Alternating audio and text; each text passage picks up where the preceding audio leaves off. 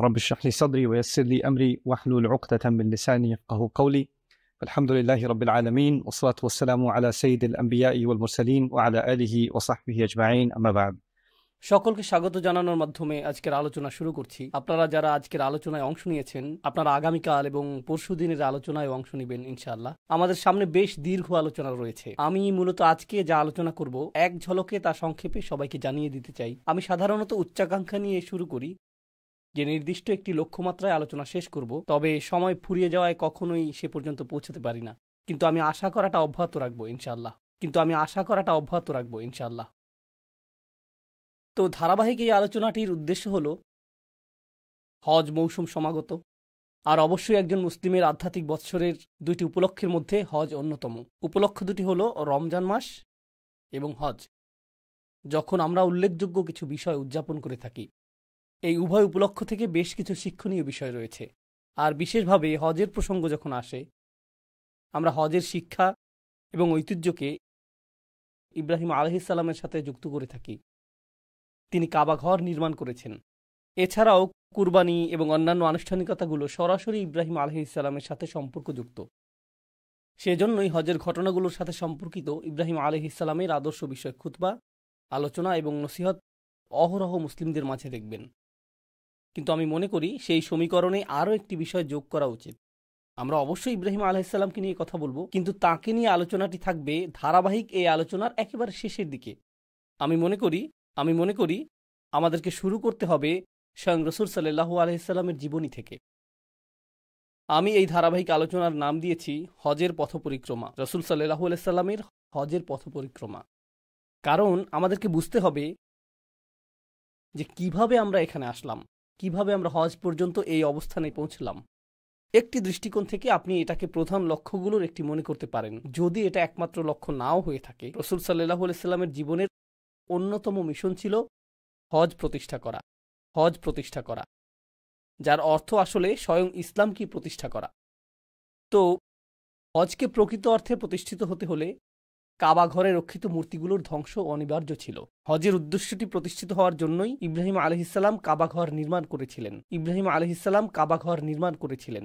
আর আমাদের রাসূল সাল্লাল্লাহু আলাইহি সাল্লাম ছিলেন ইব্রাহিম আলাইহিস সালামের বংশধর। তিনি সেই দায়িত্ব সমাপ্ত করেছেন যা ইব্রাহিম আলাইহিস সালাম শুরু করেছিলেন হাজার হাজার বছর আগে, তাই না? এক দৃষ্টিকোণ থেকে ইব্রাহিম আলাইহিস সালামের উদ্দেশ্যটি মূলত তাঁর উদ্দেশ্য ছিল। কারণ ইব্রাহিম আলাইহিস সালাম একটি দোয়া করেছিলেন যে মানুষ যাতে পৃথিবীর সকল প্রান্ত থেকে এই ঘরে ছুটে আসে, من كل فج عميق, অর্থাৎ সকল বাঁক এবং মোড় থেকে, প্রত্যেক রাস্তার প্রান্ত থেকে মানুষেরা এখানে আসবে। কিন্তু হাজার হাজার বছর ধরে সেটা ঘটেনি। ইব্রাহিম আলাইহিস সালাম সেই ঘরটি নির্মাণ করেছিলেন, আর এই ঘরটি কেবলমাত্র আল্লাহর উপাসনার জন্য নির্ধারিত ছিল না হাজার হাজার বছর ধরে, সম্ভবত 4000 বছরের বেশি সময় ধরে। প্রকৃতপক্ষে আপনি যদি রাসূল সাল্লাল্লাহু আলাইহি সাল্লামের সময় জন্মগ্রহণ করতেন, আপনি এক আল্লাহর উপাসনার স্থান হিসেবে কাবাকে বিবেচনা করতে পারতেন না। আপনার কাছে এটাকে মন্দিরের মতো মনে হতো, যেখানে অনেকগুলো মূর্তি ছিল। এটি ছিল বহুধর্মীয় একটি মন্দির। এর অর্থ সেখানে বিভিন্ন ধর্মের সমাগম ঘটেছিল। কেউ লাতে বিশ্বাস করত, কেউ মানাতে বিশ্বাস করত, কেউ উজ্জায় বিশ্বাস করত, কেউ অন্য মূর্তিতে বিশ্বাস করত। যেই সকল মূর্তিতেই তারা বিশ্বাস করত, এটা ছিল এই সবগুলো মূর্তির স্থান। তাদের কিছু একক এবং অভিন্ন আচার অনুষ্ঠান ছিল। এছাড়া ভিন্ন আরও কিছু কিছু আনুষ্ঠানিকতা তাদের প্রত্যেক দল স্বতন্ত্রভাবে পালন করত। এটা ছিল বহুমাত্রিক ধার্মিকতার সমাজ। আমেরিকাতে এমন অল্প কিছু বিমানবন্দর রয়েছে, ইংল্যান্ডেও 1-2টি বিমানবন্দর দেখেছি যেখানে বহু ধর্মীয় প্রার্থনা কক্ষ রয়েছে। সেখানে থাকে কোরআন, বাইবেল, তাওরাত, হিন্দুদের বেদ। তাকের মধ্যে এই সবগুলো ধর্মগ্রন্থ পাশাপাশি থাকে। দেয়ালগুলোতে তারা কিছুই ঝুলায় না, সেগুলো ফাঁকা থাকে। তো আপনি হয়তো নামাজ পড়ছেন, তখনই অন্য কেউ যিশুর কাছে প্রার্থনা করছে, অন্য কেউ হয়তো সেন্ট নিকোলাসের কাছে প্রার্থনা করছে, আর অন্য কেউ হয়তো তার হিন্দু দেবতাকে ডাকছে অথবা একাধিক দেবতাকে ডাকছে। সবকিছু একই কক্ষে, একই সময়ে। কাবার অবস্থাও এরকম হয়ে গিয়েছিল। আর অনেক অনেক শতাব্দী ধরে এটা এভাবেই ছিল, রাসূল সাল্লাল্লাহু আলাইহি সাল্লামের আবির্ভাবের পূর্ব পর্যন্ত। তো আমার সামনে অনেকগুলো উদ্দেশ্য রয়েছে। প্রথম উদ্দেশ্যটি হলো, বিশেষত আমি যখনই আগে আপনাদের এই মসজিদে এসেছি, সিরাতের কোনো একটা অংশ নিয়ে কথা বলেছি। তো আমি সেই ধারাবাহিকতায় অব্যাহত রাখব এবং এতে 10 মিনিটের মতো সময় লাগতে পারে। কিন্তু আমি আসলে বিস্তারিত যে বিষয়ে কথা বলতে চাই তা হলো রাসূল সাল্লাল্লাহু আলাইহি সাল্লামের মিশনের শেষের 3 থেকে 5 বছর সময়কাল। আমরা এই অংশটিকে কাছ থেকে পর্যবেক্ষণ করব এবং নির্দিষ্ট একটি সূরাও লক্ষ্য করব যা সেই সময়ে রাসূল সাল্লাল্লাহু আলাইহি সাল্লামের উদ্দেশ্যের প্রতি গুরুত্বারোপ করেছে। সেই ইতিহাস পর্যবেক্ষণ করাটা আসলেই প্রয়োজনীয় অন্য একটি কারণে, যা আমি 30 মিনিট পরে ব্যাখ্যা করব। আর তা হলো কোরআন কিভাবে ইতিহাসকে লিপিবদ্ধ করেছে। কোরআন অনেক কিছু করেছে, এর মধ্যে একটি কাজ হলো এটা ইতিহাসকে লিপিবদ্ধ করেছে। তো আমরা প্রায় 30 মিনিট পরে সেটা আলোচনা করব। কিন্তু তার আগে আমি শুরু করতে চাই সেই প্রেক্ষাপটটি নিয়ে যেই অবস্থায় রাসূল সাল্লাল্লাহু আলাইহি সাল্লামের উপর ওহী নাজিল হয়েছিল। আমরা সকলে জানি যে 40 বছর বয়সে তার উপর ওহী নাজিল হয়, আর প্রাথমিক মাক্কি যুগে তিনি কুরাইশদের মাঝে এই বাণী প্রচার করেছেন। আর এখানে একটা বিষয় যা অনেকেরই অজানা, তা হলো সাধারণ মানুষেরা রাসূল সাল্লাল্লাহু আলাইহি সাল্লামের মূল প্রতিপক্ষ ছিল না। মধ্যবিত্ত এবং নিম্ন মধ্যবিত্ত শ্রেণী প্রতিপক্ষ ছিল না। রাসূল সাল্লাল্লাহু আলাইহি সাল্লামের প্রতিপক্ষ ছিল রাজনৈতিক শ্রেণী এবং উচ্চবিত্তের সামাজিক এবং অর্থনৈতিক শ্রেণী। সেই সময়কার বিলিয়নিয়ার, মাল্টিবিলিয়নিয়ার এবং রাজনীতিবিদরা ছিল রাসূল সাল্লাল্লাহু আলাইহি সাল্লামের মূল প্রতিপক্ষ। তো এমনকি মুসলিম হিসেবে ছোট থেকেই আপনি কিছু নাম শুনেছেন, যেমন আবু লাহাব, আবু জেহেল, উতবা ইবনে রাবিয়া। আপনারা এই নামগুলো আগেও শুনেছেন। তাদের প্রত্যেকেই হয়তো ধনী শ্রেণীর অন্তর্ভুক্ত, অথবা রাজনৈতিক শ্রেণীর অন্তর্ভুক্ত, অথবা উভয় শ্রেণী একসাথে ছিল। এখানে অর্থ এবং ক্ষমতার মধ্যকার সম্পর্ক নিয়ে সংক্ষেপে কিছু কথা বলা জরুরি, কারণ তাদের কেউ কেউ ছিল ক্ষমতাসীন এবং কারো কারো প্রচুর সম্পদ ছিল। আর এই দুটি বিষয়, অর্থ এবং ক্ষমতা, সর্বদাই একে অপরকে সঙ্গ দিয়েছে, যদিও তারা সর্বদা একই হাতে থাকে না। কিছু কিছু ক্ষেত্রে তারা একই হাতে কুক্ষিগত থাকে। উদাহরণস্বরূপ, আজকের পৃথিবীর কিছু কিছু দেশে রাজপরিবার রয়েছে, বেশিরভাগ সম্পদ তাদের হাতে এবং সকল ক্ষমতা তাদের কাছে। তো রাজত্বের মধ্যে অর্থ এবং সম্পদ একীভূত হয়ে আছে। আবার পৃথিবীর অন্য অনেক স্থানে, যেমন আমরা যেসব দেশে বসবাস করছি, এখানে গণতন্ত্রের একটি ছদ্ম আবরণ রয়েছে। কিন্তু বাস্তবে শুধুমাত্র দুটি জিনিস এখানে ক্ষমতায় রয়েছে। এখানে সম্পদশালী মানুষ রয়েছে আর রাজনৈতিক প্রভাব সম্পন্ন মানুষ রয়েছে। বেশিরভাগ ক্ষেত্রেই সম্পদশালী ব্যক্তিরাই রাজনৈতিক ক্ষমতাধর ব্যক্তিদেরকে নিয়ন্ত্রণ করে থাকে, আর অন্য সকলেই এই ভান করে যে তারা আদর্শ গণতন্ত্রে বসবাস করছে। তো এটা ভনিতাপূর্ণ একটা সমাজ, কিন্তু বাস্তবে এই দুটি উপাদান গোটা ইতিহাস জুড়েই বর্তমান ছিল, আর তারা সব সময়ই থাকবে। এটাই সমাজে ক্ষমতার কাঠামো কার্যকর থাকার প্রকৃতি। কোনো কোনো জাতি শুধুমাত্র অন্যদের তুলনায় এ ব্যাপারে বেশি সৎ, এটাই মূল পার্থক্য, তাই না? এরকমও দেখা যায় যে, উদাহরণস্বরূপ, ক্ষমতা শুধুমাত্র রাজনীতিবিদদের হাতেই থাকে না, ক্ষমতা সেনাবাহিনীর হাতেও থাকে। পৃথিবীতে এরকম অনেক দেশ রয়েছে। আপনি যদি এরকম দেশে বসবাস করেন, আপনি ইতিমধ্যে বিষয়টা জানেন, যেখানে নির্বাচন হয়, রাষ্ট্রপতি পরিবর্তন হয়, প্রধানমন্ত্রী পরিবর্তন হয়, দল পরিবর্তন হয়, কিন্তু সকলেই জানে যে সেনাবাহিনীই মূলত দেশ চালায়। এটা সবাই জানে। আমরা সকলে ভান করছি যে ভোট হচ্ছে, নির্বাচন হচ্ছে, কিন্তু পেছন থেকে কেউ কলকাঠি নাড়ছে এবং বলছে তোমাদেরকে আমার কথা মতোই চলতে হবে, না হলে পরবর্তী নির্বাচনে তুমি কিন্তু আর থাকবে না, অথবা তোমার নামে কোনো অভিযোগ আনা হবে যার ফলে তুমি দৃশ্যপট থেকে হারিয়ে যাবে, তাই না? মূলত সম্পদশালীরাই ক্ষমতায় থাকে। এখন আর প্রসঙ্গক্রমে ক্যাথলিক চার্চ এবং রোমান সাম্রাজ্যের ক্ষেত্রেও একই রকম বিষয় কার্যকর ছিল। ক্যাথলিক চার্চের ক্ষেত্রে তৃতীয় আরেকটা মাত্রা যোগ হয়েছিল, যেটিও আমি আপনাদের সামনে উপস্থাপন করতে চাই। তো একটি হলো সম্পদ, একটি হলো ক্ষমতা, আরেকটি ছিল ধর্ম। তৃতীয় আরেকটি মাত্রা যোগ হলো সম্পদ, ক্ষমতা এবং ধর্ম। তো সেই ধরনের সমাজে যা ঘটেছিল তা হলো রাজার একটি উপায়ের প্রয়োজন ছিল, এটা নিশ্চিত করার জন্য যে সমাজ রাজার প্রতি অনুগত থাকবে। ঠিক আছে, সমাজকে অবশ্যই রাজার প্রতি অনুগত থাকতে হবে। তো রাজারা সাধারণত যা করত তা হলো তারা একটি ধর্মযাজক গোষ্ঠী রাখত। যেমন ফেরাউনের ছিল জাদুকর এবং যাজক গোষ্ঠী, অথবা ইউসুফ আলাইহিস সালামের সময় রাজার স্বপ্নের ব্যাখ্যা দেওয়ার জন্য একজন লোক ছিল। স্মরণ করতে পারছেন? এরা ছিল আধ্যাত্মিক সাধক অথবা এ জাতীয় কিছু, সেই সময়ের মরমী সাধক, ধর্মীয় সম্প্রদায়, ধর্মগুরু। একইভাবে রোমান সাম্রাজ্যের ছিল ক্যাথলিক চার্চ, সেখানে এই ধর্মীয় সম্প্রদায়টি বর্তমান ছিল। আর তাদের কাজ ছিল দুইটি। তাদের কাজ শুধুমাত্র মানুষকে ধর্মশিক্ষা দেয়াই ছিল না, বরং ধর্মশিক্ষা দেওয়ার মাধ্যমে তারা মূলত মানুষকে দুটি জিনিস শিখিয়েছে। প্রথমত দান করা, একে অপরকে দান করা না, দরিদ্রকে দান করাও না, বরং চার্চকে দান করা, এটা 1 নম্বর। আর দ্বিতীয়ত রাজার জন্য প্রার্থনা করা অথবা রানীর জন্য প্রার্থনা করা, সৃষ্টিকর্তা রানীকে রক্ষা করুন। তাদের এই দুইটি কাজ ছিল। তারা মানুষের কাছ থেকে অর্থ সংগ্রহ করত তাদের পরকালে মুক্তির উদ্দেশ্যে, আর তারা এটা নিশ্চিত করত যে মানুষ যাতে রাজার অনুগত থাকে, কারণ সৃষ্টিকর্তার আশীর্বাদেই রাজা রাজত্ব পেয়েছেন। তো ধর্মের ভূমিকা ছিল মানুষ যাতে তাদের আকাঙ্ক্ষা অনুযায়ী আচরণ করে। এটাই আসলে ছিল এর ভূমিকা। এখন আমাদের সময়ে যা ঘটছে, নতুন প্রজন্মের জন্য ধর্মগুলো ব্যাপকভাবে অপ্রাসঙ্গিক হয়ে পড়ছে, তাই না? তাদের পিতামাতাগণ অনেক বেশি চার্চমুখী, মন্দিরমুখী, এমনকি মসজিদমুখী ছিল, কিন্তু পরের প্রজন্ম সেরকম না। তো এজন্য বিদ্যমান ক্ষমতা কাঠামোকে নতুন এক ধর্ম আবিষ্কার করতে হবে। কিভাবে তারা মানুষকে জড়ো করবে, কিভাবে তারা মানুষকে অনুগত বানাবে। তো গণমাধ্যমগুলো এখন নতুন ধর্মীয় সত্তায় পরিণত হয়েছে। গণমাধ্যম বলতে সামাজিক মাধ্যম, বিনোদন মাধ্যম, সংবাদ মাধ্যম, এরাই এক হিসেবে আমাদের সমাজে ধর্মের স্থানটি দখল করতে শুরু করেছে। তো আগে ছিল ধর্মীয় কাঠামো, যা মানুষের মনে প্রতিনিয়ত বিশেষ ধরনের বার্তা পৌঁছে দিত, কিন্তু এখন গণমাধ্যমগুলোই মানুষের মাঝে বিশেষ ধরনের বার্তা ছড়িয়ে দিচ্ছে। এই আলোচনা অন্য আরেক সময় করা যাবে। আসুন আমরা রাসূল সাল্লাল্লাহু আলাইহি ওয়াসাল্লামের সিরাতে ফিরে যাই, যেখান থেকে আলোচনাটির সূচনা হয়েছিল। রাসূল সাল্লাল্লাহু আলাইহি ওয়াসাল্লাম যখন তার বাণীটি লা ইলাহা ইল্লাল্লাহ প্রথম ঘোষণা করলেন, এটা ছিল বড় একটা ধর্মীয় সমস্যা। প্রথমত, কারণ আপনি যদি বলেন যে সৃষ্টিকর্তা মাত্র একজন, কাবা ঘরের মধ্যে অবস্থিত তাদের বিচিত্র রকমের সব ধর্মগুলো, এগুলো সবগুলোই বাতিল হয়ে যাবে। এগুলো কোনোটাই একত্ববাদের ধারণার সাথে একত্রে অবস্থান করতে পারে না। এই ধর্মগুলোর প্রত্যেকটি এই জাতীয় অন্য ধর্মগুলোর সাথে একত্রে অবস্থান করতে পারে। তোমার যা ইচ্ছা বিশ্বাস করতে পারো, তোমার যা ইচ্ছা বিশ্বাস করতে পারো, তোমার মূর্তিটা এখানে রাখতে পারো, তোমারটাও এখানে রাখতে পারো। কিন্তু রাসূল সাল্লাল্লাহু আলাইহি ওয়াসাল্লাম এমন কিছু নিয়ে আসলেন যা মূর্তিকেই স্বীকার করে না। এটা সৃষ্টিকর্তার বিষয়ে কোনো ছাড় দেয় না। সৃষ্টিকর্তা শুধুমাত্র একজন, আর তিনি প্রথম থেকেই দাবি করেছেন যে এই ঘরটি কখনোই মন্দিরে পরিণত হওয়ার কথা ছিল না। এটা নির্মাণ করেছিলেন ইব্রাহিম আলাইহিস সালাম একমাত্র সৃষ্টিকর্তার উপাসনার জন্য। তোমরা মূলত এই মসজিদের পবিত্রতা নষ্ট করেছো। তো এখানে একটি বড় ধর্মীয় সমস্যা দেখা দিল।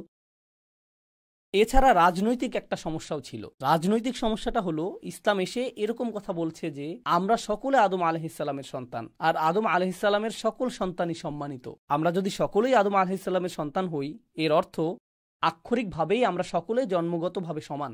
যদিও আমরা জন্মগতভাবে বিভিন্ন স্থানের, আপনি এই গোত্রের হতে পারেন, সেই গোত্রের হতে পারেন, আপনার গোত্রের কোন জিনিসটা নিয়ে আপনি গর্ব করেন, আপনার পূর্বপুরুষের পরিচয়, কিন্তু তার বাবা কে ছিল। আপনি যদি এভাবে যেতে থাকেন, সকল মানুষের পিতাকে আদম আলাইহিস সালাম, যার অর্থ আমরা সকলেই মানবতার গোত্রের সদস্য, আমরা সকলেই সমান। বুঝতে পারছেন? তো গোত্রীয় শ্রেষ্ঠত্ব সাংঘাতিক এক সমস্যা হয়ে দাঁড়িয়েছিল। যদি সকল মানুষ সমান হয়, আপনি কোন গোত্রের সেই বিবেচনায় শ্রেষ্ঠত্বের দাবি করতে পারেন না।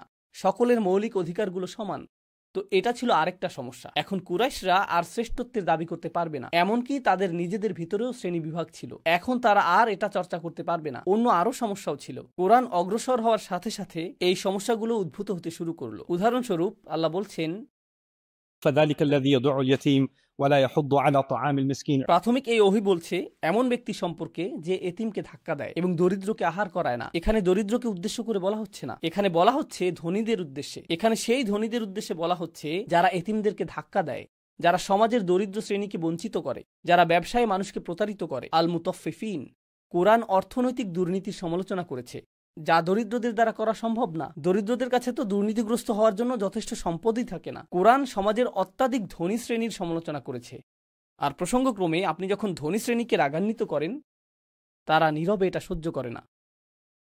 সরকারের সাথে তাদের সরাসরি সংযোগ রয়েছে। তো ধনী শ্রেণী তাদের অভিযোগ কর্তৃপক্ষকে প্রদান করে, আর কর্তৃপক্ষ বলে আমরা ব্যবস্থা গ্রহণ করছি, আমরা তার পেছনে কিছু গুন্ডা লেলিয়ে দেব, তাকে রাস্তার মাঝে ধোলাই করা হবে, চিন্তা করবেন না, আপনার নাম কলঙ্কিত হবে না, আপনি এর বাইরে থাকুন, আপনার পক্ষ থেকে আমরাই ব্যবস্থা গ্রহণ করছি। এটা হলো পরোক্ষ উপায়ে কাজ সমাধা করার একটি উপায়। তো অর্থ, ধর্ম, ক্ষমতা এগুলো একটি অপরটির সাথে জড়িত। কুরআন আসলো এবং এটা এই সবগুলোকেই ছিন্ন ভিন্ন করা শুরু করলো। এমন কিছু বিষয় রয়েছে যা ঐতিহাসিক প্রেক্ষাপট থেকে আপনাকে উপলব্ধি করতে হবে, আর তা হলো কুরাইশরা কিছুদিন আগেই আমুল ফিল নামক একটি ঘটনা প্রত্যক্ষ করেছে। হস্তি বাহিনীর বিখ্যাত সেই ঘটনাটি। এর কারণ মক্কা নগরী আব্রাহার জন্য সমস্যার কারণ হয়ে দাঁড়ালো। ইয়েমেন থেকে আব্রাহা কেন মক্কা নগরীতে সমস্যা দেখতে পেল? কারণ কাবা ছিল একটি ধর্মীয় কেন্দ্র।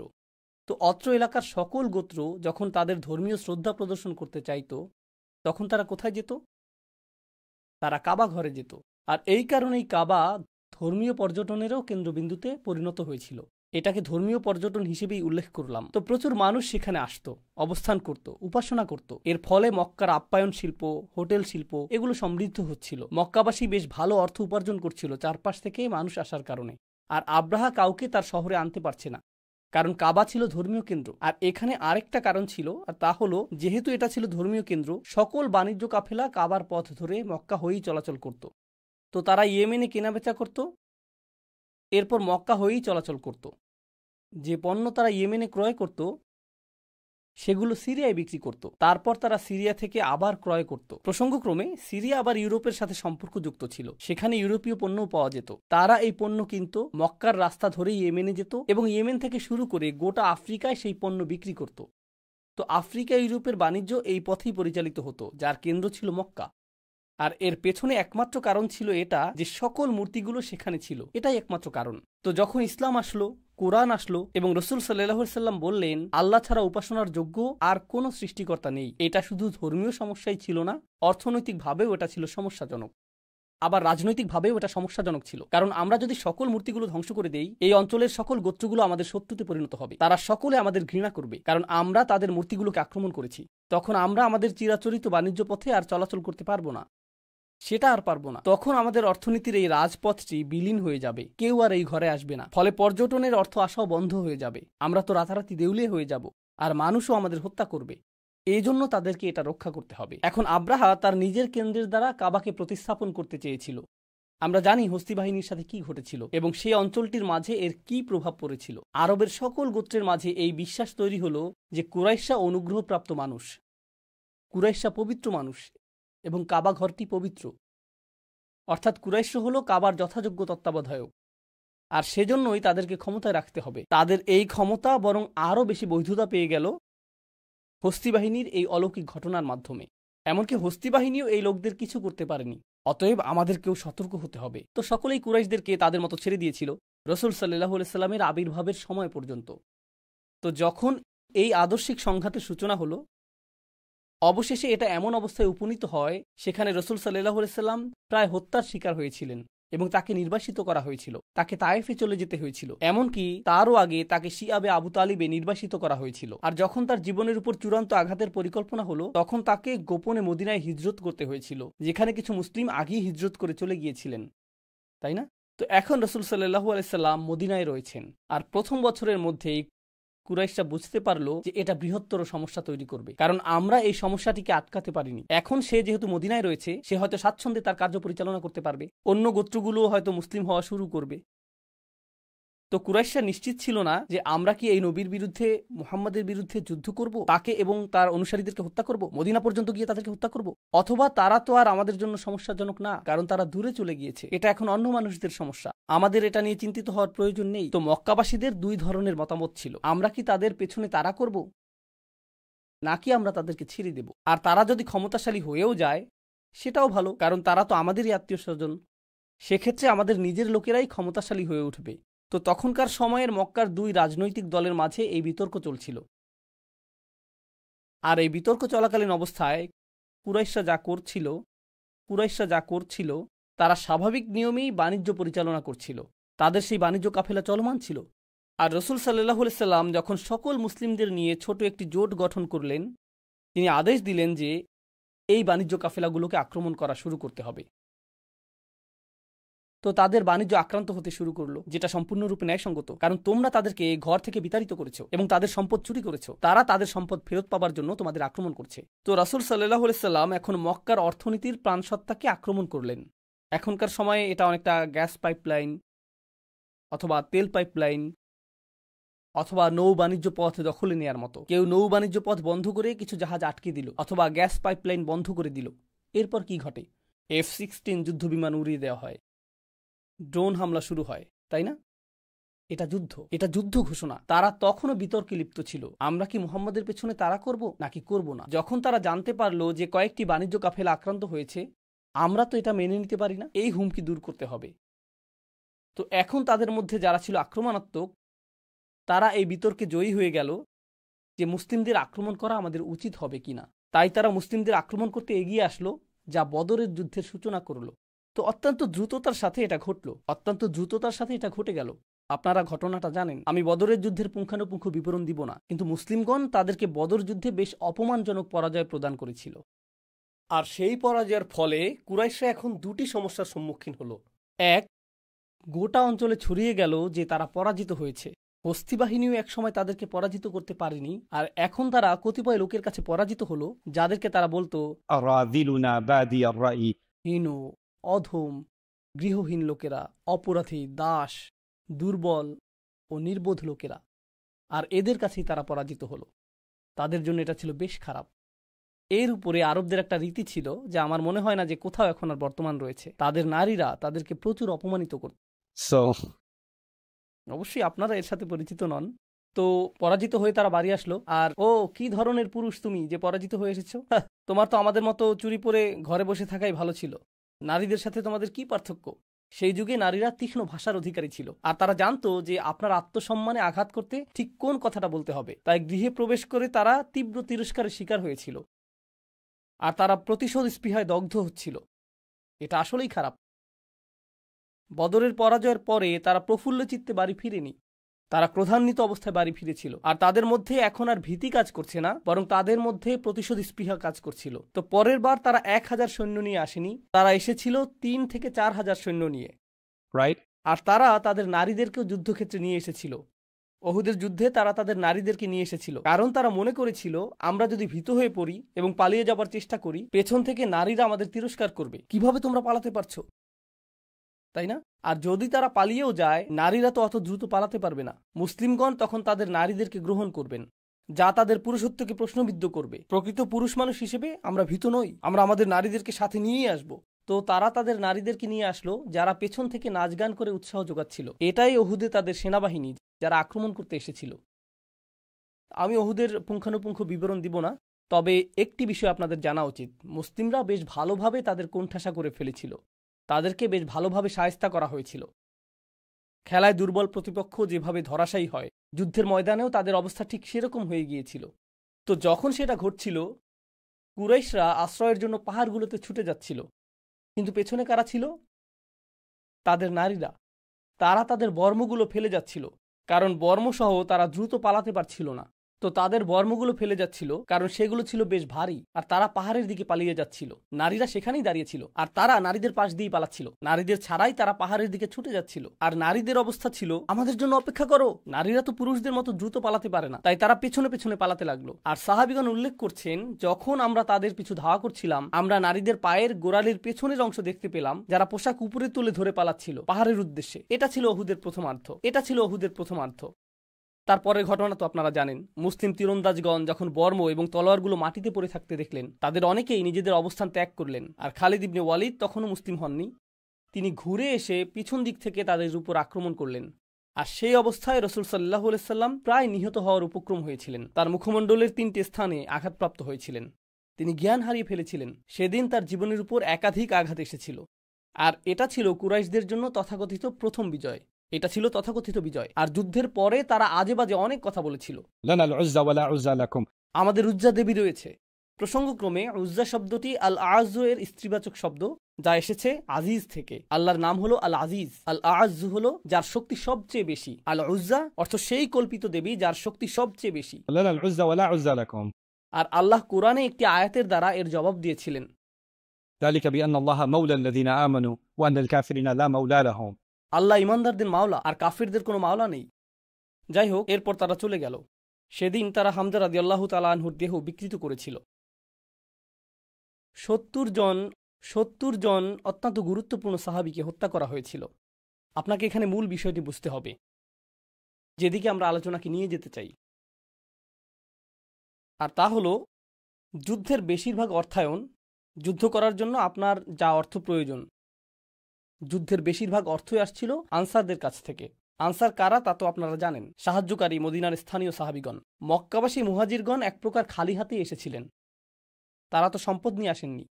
তাই বেশিরভাগ অর্থ এবং বেশিরভাগ লোকবল এসেছিল আনসারদের কাছ থেকে। ওহুদে যখন আনসারদের মধ্য থেকে বেশ বড় সংখ্যক সাহাবী শহীদ হলেন, নিহত হওয়া প্রত্যেক ব্যক্তিই ছিলেন কোনো না কোনো পরিবারের প্রধান। আর প্রত্যেক পরিবারের প্রধানই ছিলেন তার পরিবারের জন্য আয়ের প্রধান উৎস, এবং আয়ের প্রধান উৎস সেই মুহাজিরদের জন্য যাদেরকে তারা আশ্রয় দিয়েছিলেন। তো উপার্জনকারী এবং অর্থসংস্থানকারী 70 জন মানুষ হঠাৎ করেই মারা গেলেন। তারা মারা গেলেন। আর পরিত্যক্ত বর্ম এবং তরবারিগুলো যা তারা রেখে গিয়েছিলেন, প্রতিটি বর্ম এবং প্রতিটি তরবারির মূল্য ছিল এ যুগে আপনার জন্য একটি বাড়ি ক্রয় করার মতো। অন্য কথায়, আপনার আজীবনের সঞ্চয় একটি বর্মের জন্য ব্যয়িত হতো। আপনার আজীবনের সঞ্চয় কয়েকটি তরবারির জন্য ব্যয়িত হতো। তো কুরাইশরা যখন মুসলিমদের বর্ম এবং তরবারিগুলো নিয়ে গেল, মুসলিমগণ ব্যাপক পরিমাণে সম্পদ হারালেন এবং তারা তাদের অর্থসংস্থানকারীদের হারালেন একই সাথে। এটা ইতিমধ্যেই ছিল দারিদ্র্যপীড়িত একটি সমাজ। ويؤثرون على أنفسهم ولو كان بهم خصاصة কুরআন আমাদেরকে বলছে যে আনসারগণ, মদিনার স্থানীয় সাহাবিগণ, তারা মুহাজিরদেরকে নিজেদের উপরেও প্রাধান্য দিচ্ছিলেন, যদিও তারা নিজেরাই অনাহারে থাকতেন। উপরন্তু এখন অর্থসংস্থান বন্ধ হয়ে গেল। তো মুসলিমদের অবস্থা এখন আরও শোচনীয় হয়ে পড়ল। তারা গভীরভাবে আঘাতপ্রাপ্ত। من بعد ما أصابهم القرح আল্লাহ এভাবে বর্ণনা করেছেন, এমনকি গভীর আঘাত যখন তাদেরকে আহত করল। আরবিতে করহ হলো যখন একটি তীর আপনার চামড়া ভেদ করে হাড়ের মধ্যে প্রবেশ করে, মাংস ভেদ করে হাড়ে প্রবেশ করে, এটাকেই বলা হয় কর। যে কোনো জখমকে সাধারণভাবে বলা হয় জার অথবা জুর, কিন্তু গভীর জখম যা হাড় ভেদ করে তাকে বলা হয় কর। আল্লাহ কর শব্দটি ব্যবহার করেছেন ওহুদে যা ঘটেছিল তা বর্ণনা করার জন্য। তো এটা ঘটেছিল ওহুদে। এখন মুসলিমগণ আহত। যেহেতু মুসলিমগণ আহত হলেন, কুরাইশরা ফিরে গেল। তারা ভালো বোধ করছে, কিন্তু তারা নিজেদের নির্বুদ্ধিতা উপলব্ধি করল। তারা বলল, আরে ভাই, আমাদের তো উচিত ছিল তাদেরকে শেষ করে দেয়া। মুসলিমরা শক্তিহীন হয়ে পড়েছিল, ইসলামকে আমরা একেবারে নিঃশেষ করে দিতে পারতাম। জানি না তখন কি হয়েছিল আমাদের। তারা কিন্তু শেষে আতঙ্কিত হয়ে পড়েছিল এবং দ্রুত প্রস্থান করছিল। কিন্তু এখন তারা প্রশ্ন করতে শুরু করলো, আরে ভাই, আমরা এই সমস্যাটাকে সমূলে শেষ করে দিতে পারতাম। আমরা একা তাদের বিরুদ্ধে যুদ্ধ করব না। কারণ মক্কার প্রেক্ষাপট বিবেচনায়, কুরাইশদের দৃষ্টিকোণ বিবেচনায় তারা ছিল সৌভাগ্যবান। তারা ওহুদেও পরাজয়ের দ্বারপ্রান্তে ছিল। মুসলিমগণ শুধুমাত্র কৌশলগত একটি ভুল করেছিলেন, অন্যথায় এই যুদ্ধেও কাফেররা পরাজিত হয়েছিল। পুনরায় তারা একা রাসূল সাল্লাল্লাহু আলাইহি সাল্লামের মুখোমুখি হবার ঝুঁকি নিবে না। তো তারা কি করল? তারা সেই অঞ্চলের আহবাস এবং বিভিন্ন গোত্রের সাথে আলোচনা শুরু করল এবং বলল, দেখো, ইসলাম আমাদের জন্য সমস্যাজনক। আমরা ইতিমধ্যেই এই লোকদের সাথে 2 বার যুদ্ধে জড়িয়েছি, মুহাম্মদ এবং তার অনুসারীদের সাথে। আমরা সাল্লাল্লাহু আলাইহি সাল্লাম বলি, তারা বলে না। তো সে এবং তার অনুসারীরা আমাদের জন্য সমস্যা হয়ে দাঁড়িয়েছে। কিন্তু তারা শুধুমাত্র আমাদের সমস্যা হয়েই থাকবে না, তারা তোমাদের জন্যও সমস্যাজনক হয়ে দাঁড়াবে। তো তোমরা যদি চাও, আমরা সকলেই হাত মিলাবো এবং সকলে একসাথে এই সমস্যাকে শেষ করে দিব। আমরা আমাদের ব্যাপক সংখ্যা দিয়েই তাদেরকে পরাজিত করে দিব। আমরা সম্মিলিত জোট তৈরি করব, কাফেরদের জাতিসংঘ বানাবো, and we'll get up. আর আমরা যাব এবং তাদের একসাথে চূড়ান্ত আঘাত করব, কারণ তারা সংখ্যায় আমাদের চেয়ে কম। আর প্রসঙ্গক্রমে সম্মিলিত আক্রমণের পেছনে তারা যে কারণ দেখিয়েছিল তা হলো, এরা তোমাদের জন্য পরবর্তীতে সমস্যাজনক হয়ে দাঁড়াবে। অন্য আরেকটি কারণ তারা দেখিয়েছিল, তা হলো, দেখো, আমরা তাদের সাথে 2 বার যুদ্ধ করেছি, যুদ্ধক্ষেত্রে যাওয়াটা উত্তম সিদ্ধান্ত হবে না, বরং তাদের শহরটিকে আমরা আক্রমণ করব। কোন শহরের কথা তারা বলছে? মদিনা।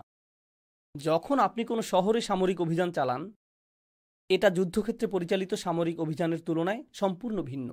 যুদ্ধক্ষেত্রে উভয় পক্ষে কে মারা যায়? সৈনিকরা। শহরের ক্ষেত্রে কে মারা যাবে? নারী, পুরুষ, শিশু, নিরীহ জনগণ, সম্পদের ক্ষতি। এটা হবে একটা গণহত্যা। গণহত্যা করতে তাদের কোনো সমস্যা নেই। তাদের বক্তব্য এরকম, চলো মদিনায় যাই এবং প্রতিটি নারী, পুরুষ এবং শিশুকে হত্যা করি।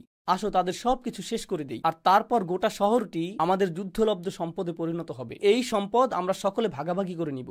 মুসলিমরা কিন্তু ইতিমধ্যেই আহত, তাদের আত্মরক্ষার সামর্থ্য ক্ষীণ, তাদের অনেক অস্ত্রশস্ত্র আমাদের হাতেই রয়েছে। এটাই আক্রমণের মোক্ষম সময়। আর আশেপাশের অনেক গোত্র মনে করল, এটা তো অর্থের সহজ সংস্থান। হ্যাঁ, আমিও আছি, আমরা এর পক্ষে মত দিচ্ছি, আমরাও কিছু সৈন্য প্রেরণ করব। তারা তাদের জনগণকে বুঝ দিয়েছিল। জানেন তারা কি বলে বুঝ দিয়েছিল? আমরা আমাদের চিরাচরিত জীবনধারাকে সংরক্ষণের চেষ্টা করছি, কারণ মুহাম্মদ হলো আমাদের জীবনধারার জন্য হুমকি স্বরূপ। আমরা আরব উপদ্বীপে স্বাধীনতাকে রক্ষা করার চেষ্টা করছি, আমরা বহু ঈশ্বরের এই গণতন্ত্রকে রক্ষা করার চেষ্টা করছি। এটাই তাদের জনগণকে বলেছিল। কিন্তু তাদের গোপন বৈঠকে আক্রমণটা কিসের জন্য ছিল? শুরু থেকে শেষ পর্যন্ত অর্থ সম্পদ। এটাই তাদের উদ্দেশ্য, এটাই একমাত্র প্রাপ্তি, তাই না?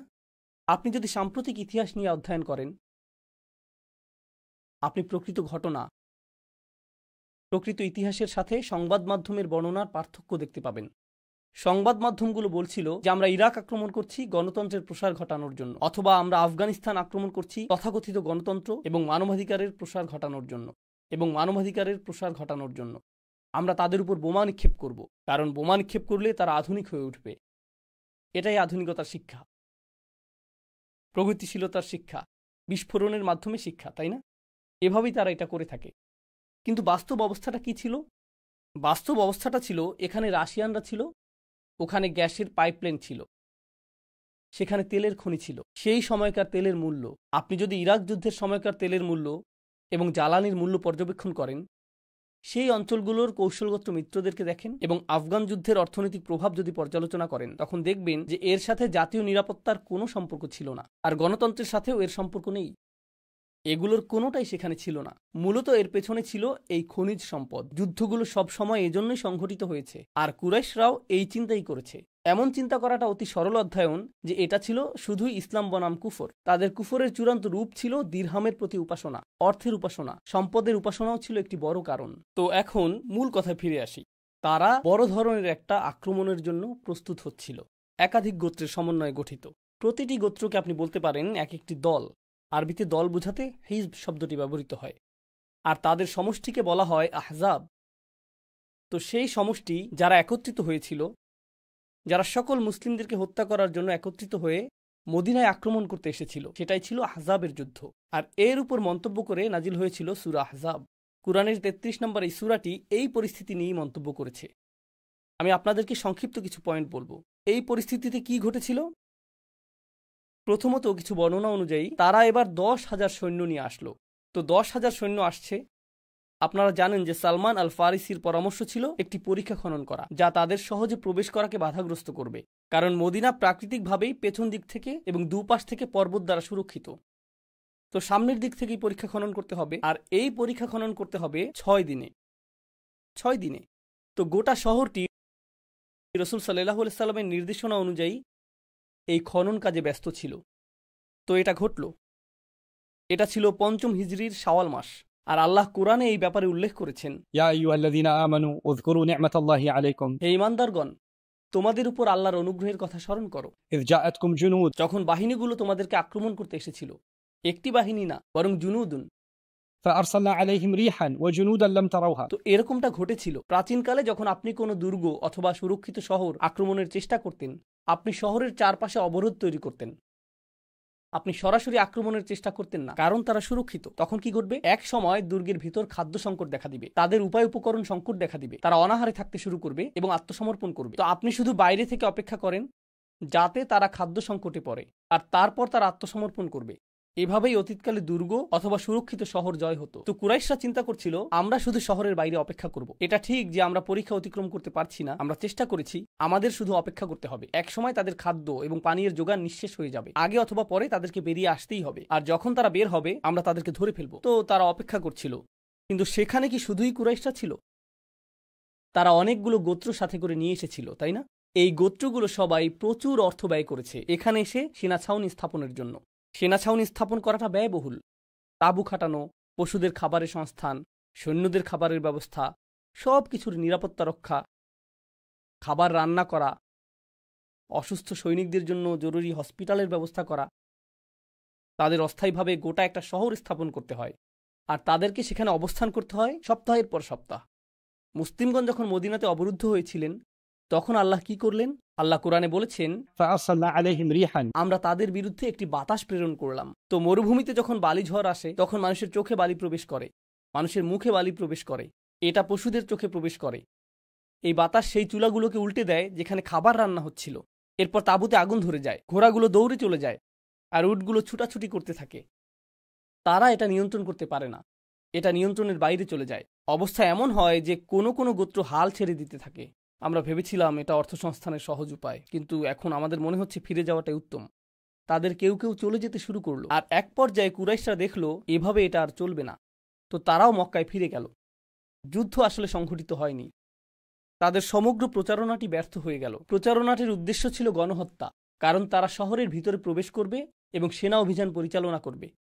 কিন্তু সেই প্রচারণাটি ব্যর্থ হলো এবং তারা ফিরে গেল। এখন ফলশ্রুতিতে যা ঘটল, কুরাইশদের ভাবমূর্তি চরমভাবে ক্ষুণ্ণ হলো, কারণ এখন তারা শুধুমাত্র মুসলিমদের কাছে 3 বার পরাজিতই হয়নি, বরং তারা অন্য গোত্রগুলোরও প্রচুর অর্থ বিনষ্ট করেছে। তোমাদের কথা সেখানে যেতে সম্মত হয়েছিলাম, কারণ এটা হবে অর্থ উপার্জনের সহজ পন্থা। সহজ পন্থা? আমরা মরুভূমিতে গিয়ে অবস্থান করলাম, কয়েক সপ্তাহ ধরে নিজেদেরকে কাবাবে পরিণত করলাম, আর এরপর ফিরে আসলাম। তোমরা আমাদের এতগুলো অর্থ নষ্ট করেছ। তোমাদের যদি আবারও কোনো অনুরোধ থাকে তখন অন্য কারোর সাথে কথা বলবে, আমরা আর কথা বলতে চাই না। এখন তারা বিশ্বাসযোগ্যতা হারালো, তারা আস্থা হারালো এমন মানুষদের কাছে যারা তাদেরকে ক্ষমতাধর এবং সম্মানিত কুরাইশ হিসেবে বিবেচনা করত। তো এটা ছিল সেই অঞ্চলে কুরাইশদের রাজনৈতিক কেন্দ্রবিন্দুতেই তাদের চরম অধঃপতন। রাজনৈতিক কেন্দ্রবিন্দুতেই তাদের চরম অধঃপতন। এখন এই সব কিছু বলার পরে আমাদেরকে পরবর্তী ধাপে যেতে হবে, আর মূলত এটাই আপনাদের সাথে আমি আলোচনা করতে চেয়েছি। এতক্ষণ আমি যা বললাম তা ছিল ইতিহাসের গুরুত্বপূর্ণ এই ঘটনাগুলো উল্লেখের মাধ্যমে প্রেক্ষাপট তৈরি করা, যেটা সূরা ফাথ অধ্যয়নের জন্য পথ উন্মোচিত করবে ইনশাআল্লাহ। সূরা ফাথের কিছু অংশ আমরা পরবর্তী পর্বে আলোচনা করব ইনশাআল্লাহ। খন্দকের যুদ্ধের 1 বছর এবং কয়েক মাস পরে রাসূল সাল্লাল্লাহু আলাইহি সাল্লাম একটি স্বপ্ন দেখলেন, আর তিনি স্বপ্নে দেখলেন যে তিনি উমরা করছেন এবং এই উদ্দেশ্যে তিনি মাথা মুন্ডন করছেন। তো তিনি এই স্বপ্নের কথা সাহাবীদেরকে বললেন। এটা বললেন যে আমি এই স্বপ্নটা দেখেছি, আমরা উমরা করতে যাব, আর সমস্যা হলো আপনাকে উমরা করতে মক্কায় যেতে হবে। আর মক্কার অধিবাসীরা 1 বছরের কিছু বেশি সময় আগে, প্রায় 14-15 মাস আগে তারা আপনার দোরগোড়ায় এসেছিল, আপনার শহরের প্রত্যেক নারী, পুরুষ এবং শিশুর রক্ত ঝরানোর প্রতিজ্ঞা নিয়ে। তারা গণহত্যার জন্য উন্মাদ হয়ে গিয়েছিল। আর এখন আপনি একটি স্বপ্ন দেখলেন যে আপনি সেখানে যাবেন এবং উমরা সম্পন্ন করবেন। আরবদের জন্য কোমরে তরবারি রাখা ছিল পোশাক পরিধানের মতো। তরবারি ছাড়া তারা নিজেদেরকে উলঙ্গ মনে করত। তারা এটাকে অস্ত্র হিসেবেই বিবেচনা করত না। এটা অনেকটা এরকম, আপনি যখন আমেরিকার ড্যালাস শহর থেকে বের হয়ে কিছুটা প্রত্যন্ত এলাকায় যাবেন, সেখানে আপনার এই ধারণা করা উচিত না যে কাউকে অস্ত্রহীন অবস্থায় দেখবেন। রাইট। আমি কয়েকবার এরকম এলাকায় গাড়ি চালিয়ে গিয়েছি, আর সেখানকার পেট্রোল পাম্পগুলোতে বেশ মজা পেয়েছিলাম সাইনবোর্ডগুলো দেখে। সেখানে লেখা ছিল আমরা পুলিশে খবর দেই না, আর পাশেই একটা পিস্তলের ছবি। সেই সময়ে আরবরা এরকম ছিল, তারা সব সময় তরবারি সাথে রাখত। কিন্তু যখন আপনি যুদ্ধ করতে যান, আপনি বর্ম, তরবারি, তীর, ধনুক, বর্ষা নিয়ে যান, আপনি সামর্থ্য অনুযায়ী সব কিছু নিয়ে যান। কিন্তু আপনি যখন হজ করতে যান তখন শুধু আত্মরক্ষার জন্য হালকা অস্ত্র বহন করেন, এর বেশি কিছু না। মিকাত অতিক্রম করার পর আপনি ইহরাম পরিধান করেন, তো আপনি মূলত অরক্ষিত। আর আপনি সাথে করে শত শত কুরবানির পশু নিয়ে যান। প্রকৃতপক্ষে গ্রন্থগুলোতে উল্লেখ রয়েছে 1400 মুসলিম এই সফরে রাসূল সাল্লাল্লাহু আলাইহি সাল্লামের সঙ্গ দিতে সম্মত হয়েছিলেন। একথা জানা সত্ত্বেও যে তারা যেখানে যাচ্ছেন সেই মানুষগুলো তাদের প্রত্যেককেই মৃত দেখতে চায়। আর এই কাফেররা পরোয়া করে না যে কে নিরীহ আর কে নিরীহ না, তারা এর কোনো পরোয়া করে না। তো রাসূল সাল্লাল্লাহু আলাইহি সাল্লাম এই স্বপ্নটি দেখলেন, সাহাবীগণও যাত্রার জন্য প্রস্তুত, কারণ রাসূল যদি কোনো স্বপ্ন দেখেন এটাও ওহীরই অংশ, এটা ওহী। তো তারা সকলে সম্মত হলেন। এখন মুনাফিকরা যারা মদিনারই অধিবাসী, তারা এই স্বপ্নের কথা শুনে খুশি হয়ে গেল। তারা স্বপ্নের কথা শুনে অত্যন্ত খুশি হয়ে গেল, কারণ তারা ভাবছিল, ও মক্কাবাসী তোমাদের হত্যা করতে এখানে এসেছিল, কিন্তু তারা তা করতে পারেনি। এখন তোমরা নিহত হওয়ার জন্য নিজেরাই সেখানে যাচ্ছ, এটা অসাধারণ।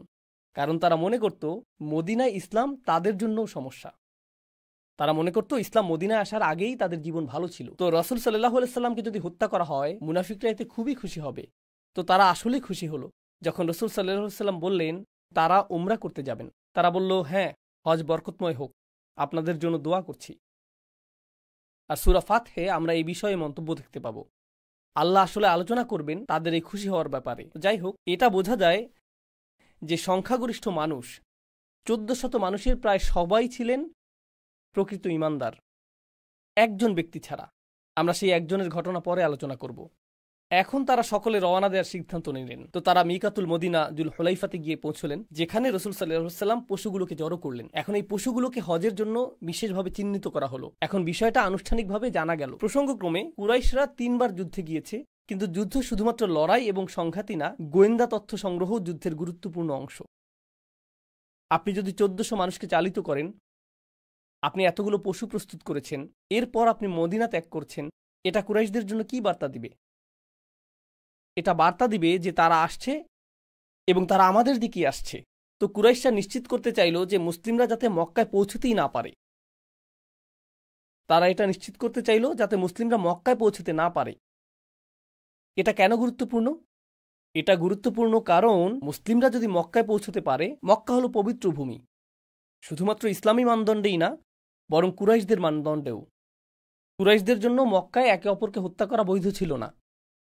আর এটা কুরাইশদের মর্যাদা প্রদানকারী বিষয়গুলোর একটি, যেই সেখানে প্রবেশ করবে সে নিরাপদ। তো মুসলিমগণ যদি মক্কার সীমানার মধ্যে প্রবেশ করে তাহলে তারা তাদেরকে হত্যা করতে পারবে না। তো মুসলিমদেরকে হত্যা করার একমাত্র সুযোগ ছিল যখন তারা পথে থাকবেন, যখন তারা মক্কার পথে ভ্রমণরত থাকবেন, এখনই তাদের ধরতে হবে। তো তারা জানল কখন মুসলিমরা আসছে। রাসূল সাল্লাল্লাহু আলাইহি সাল্লাম মুসাব বিন সুফিয়ান আল খুজাইকে গুপ্তচর হিসেবে পাঠালেন। আমাদের দিক থেকেও একজনকে পাঠানো হলো কুরাইশরা কি করছে তা গোপনে দেখে আসার জন্য। আর তিনি ফিরে আসলেন এবং বললেন যে তারা আসলে যুদ্ধের প্রস্তুতি নিচ্ছে। তো তারপরেও রাসূল সাল্লাল্লাহু আলাইহি সাল্লাম সরাসরি মক্কার পথেই রওনা দিলেন। তিনি উসফান নামক স্থানে পৌঁছলেন, যেটা ছিল যাত্রাবিরতির স্থান। তিনি সেখানে পৌঁছলেন আর মুসলিম গুপ্তচর যিনি গোয়েন্দা তথ্য সংগ্রহ করছিলেন তিনি তড়িঘড়ি ফিরে আসলেন। তিনি বললেন কুরাইশরা সম্ভাব্য সকলকেই জড়ো করেছে, তারা প্রস্তুত। অর্থাৎ তারা আশেপাশের এলাকা থেকে এমন কিছু গোত্র জড়ো করেছে যারা গুপ্ত হত্যার জন্য বিখ্যাত। বেশ কিছু সহিংস গোত্র তারা জোগাড় করেছে। সম্ভাব্য সকল দুর্বৃত্তদের জড়ো করার সর্বোচ্চ চেষ্টা তারা করেছে। তারা আপনার সাথে যুদ্ধ করবে, তারা আপনাকে কাবা ঘরে প্রবেশ করতে বাধা দিবে, তারা সকল উপায়ে আপনাকে প্রতিহত করবে, তারা দৃঢ় প্রতিজ্ঞ। ঠিক আছে, এই পরিস্থিতিতে রাসূল সাল্লাল্লাহু আলাইহি সাল্লাম বললেন, তো রাসূল সাল্লাল্লাহু আলাইহি সাল্লাম সেই 1400 মুসলিমকে জড়ো করলেন। এখন তারা তো যুদ্ধের জন্য আসেননি, তারা নিজ গৃহ ত্যাগ করেছিলেন, কারণ রাসূল সাল্লাল্লাহু আলাইহি সাল্লাম একটি স্বপ্ন দেখেছিলেন যে তারা উমরা করবেন। তো রাসূল সাল্লাল্লাহু আলাইহি সাল্লাম সমবেত সাহাবীদের উদ্দেশ্যে কথা বলছেন আর তিনি বললেন, কুরাইশদের এমন কি সমস্যা হয়েছে? মনে হচ্ছে যেন যুদ্ধ তাদেরকে গিলে ফেলেছে।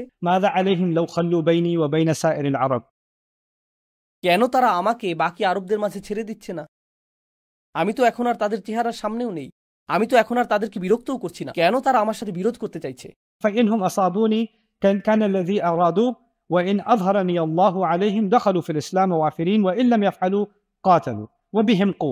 তিনি বলছেন, যদি বাকি আরবরা আমাকে পরাজিত করে তাহলে তো তাদের আকাঙ্ক্ষাই পূরণ হবে, আর যদি আল্লাহ অন্যদের বিপরীতে আমাকে বিজয়ী করেন তখন তো কুরাইশরা যুদ্ধ ছাড়াই সহজে ইসলামে প্রবেশ করতে পারবে। কেন তারা যুদ্ধের প্রতি এত আগ্রহী?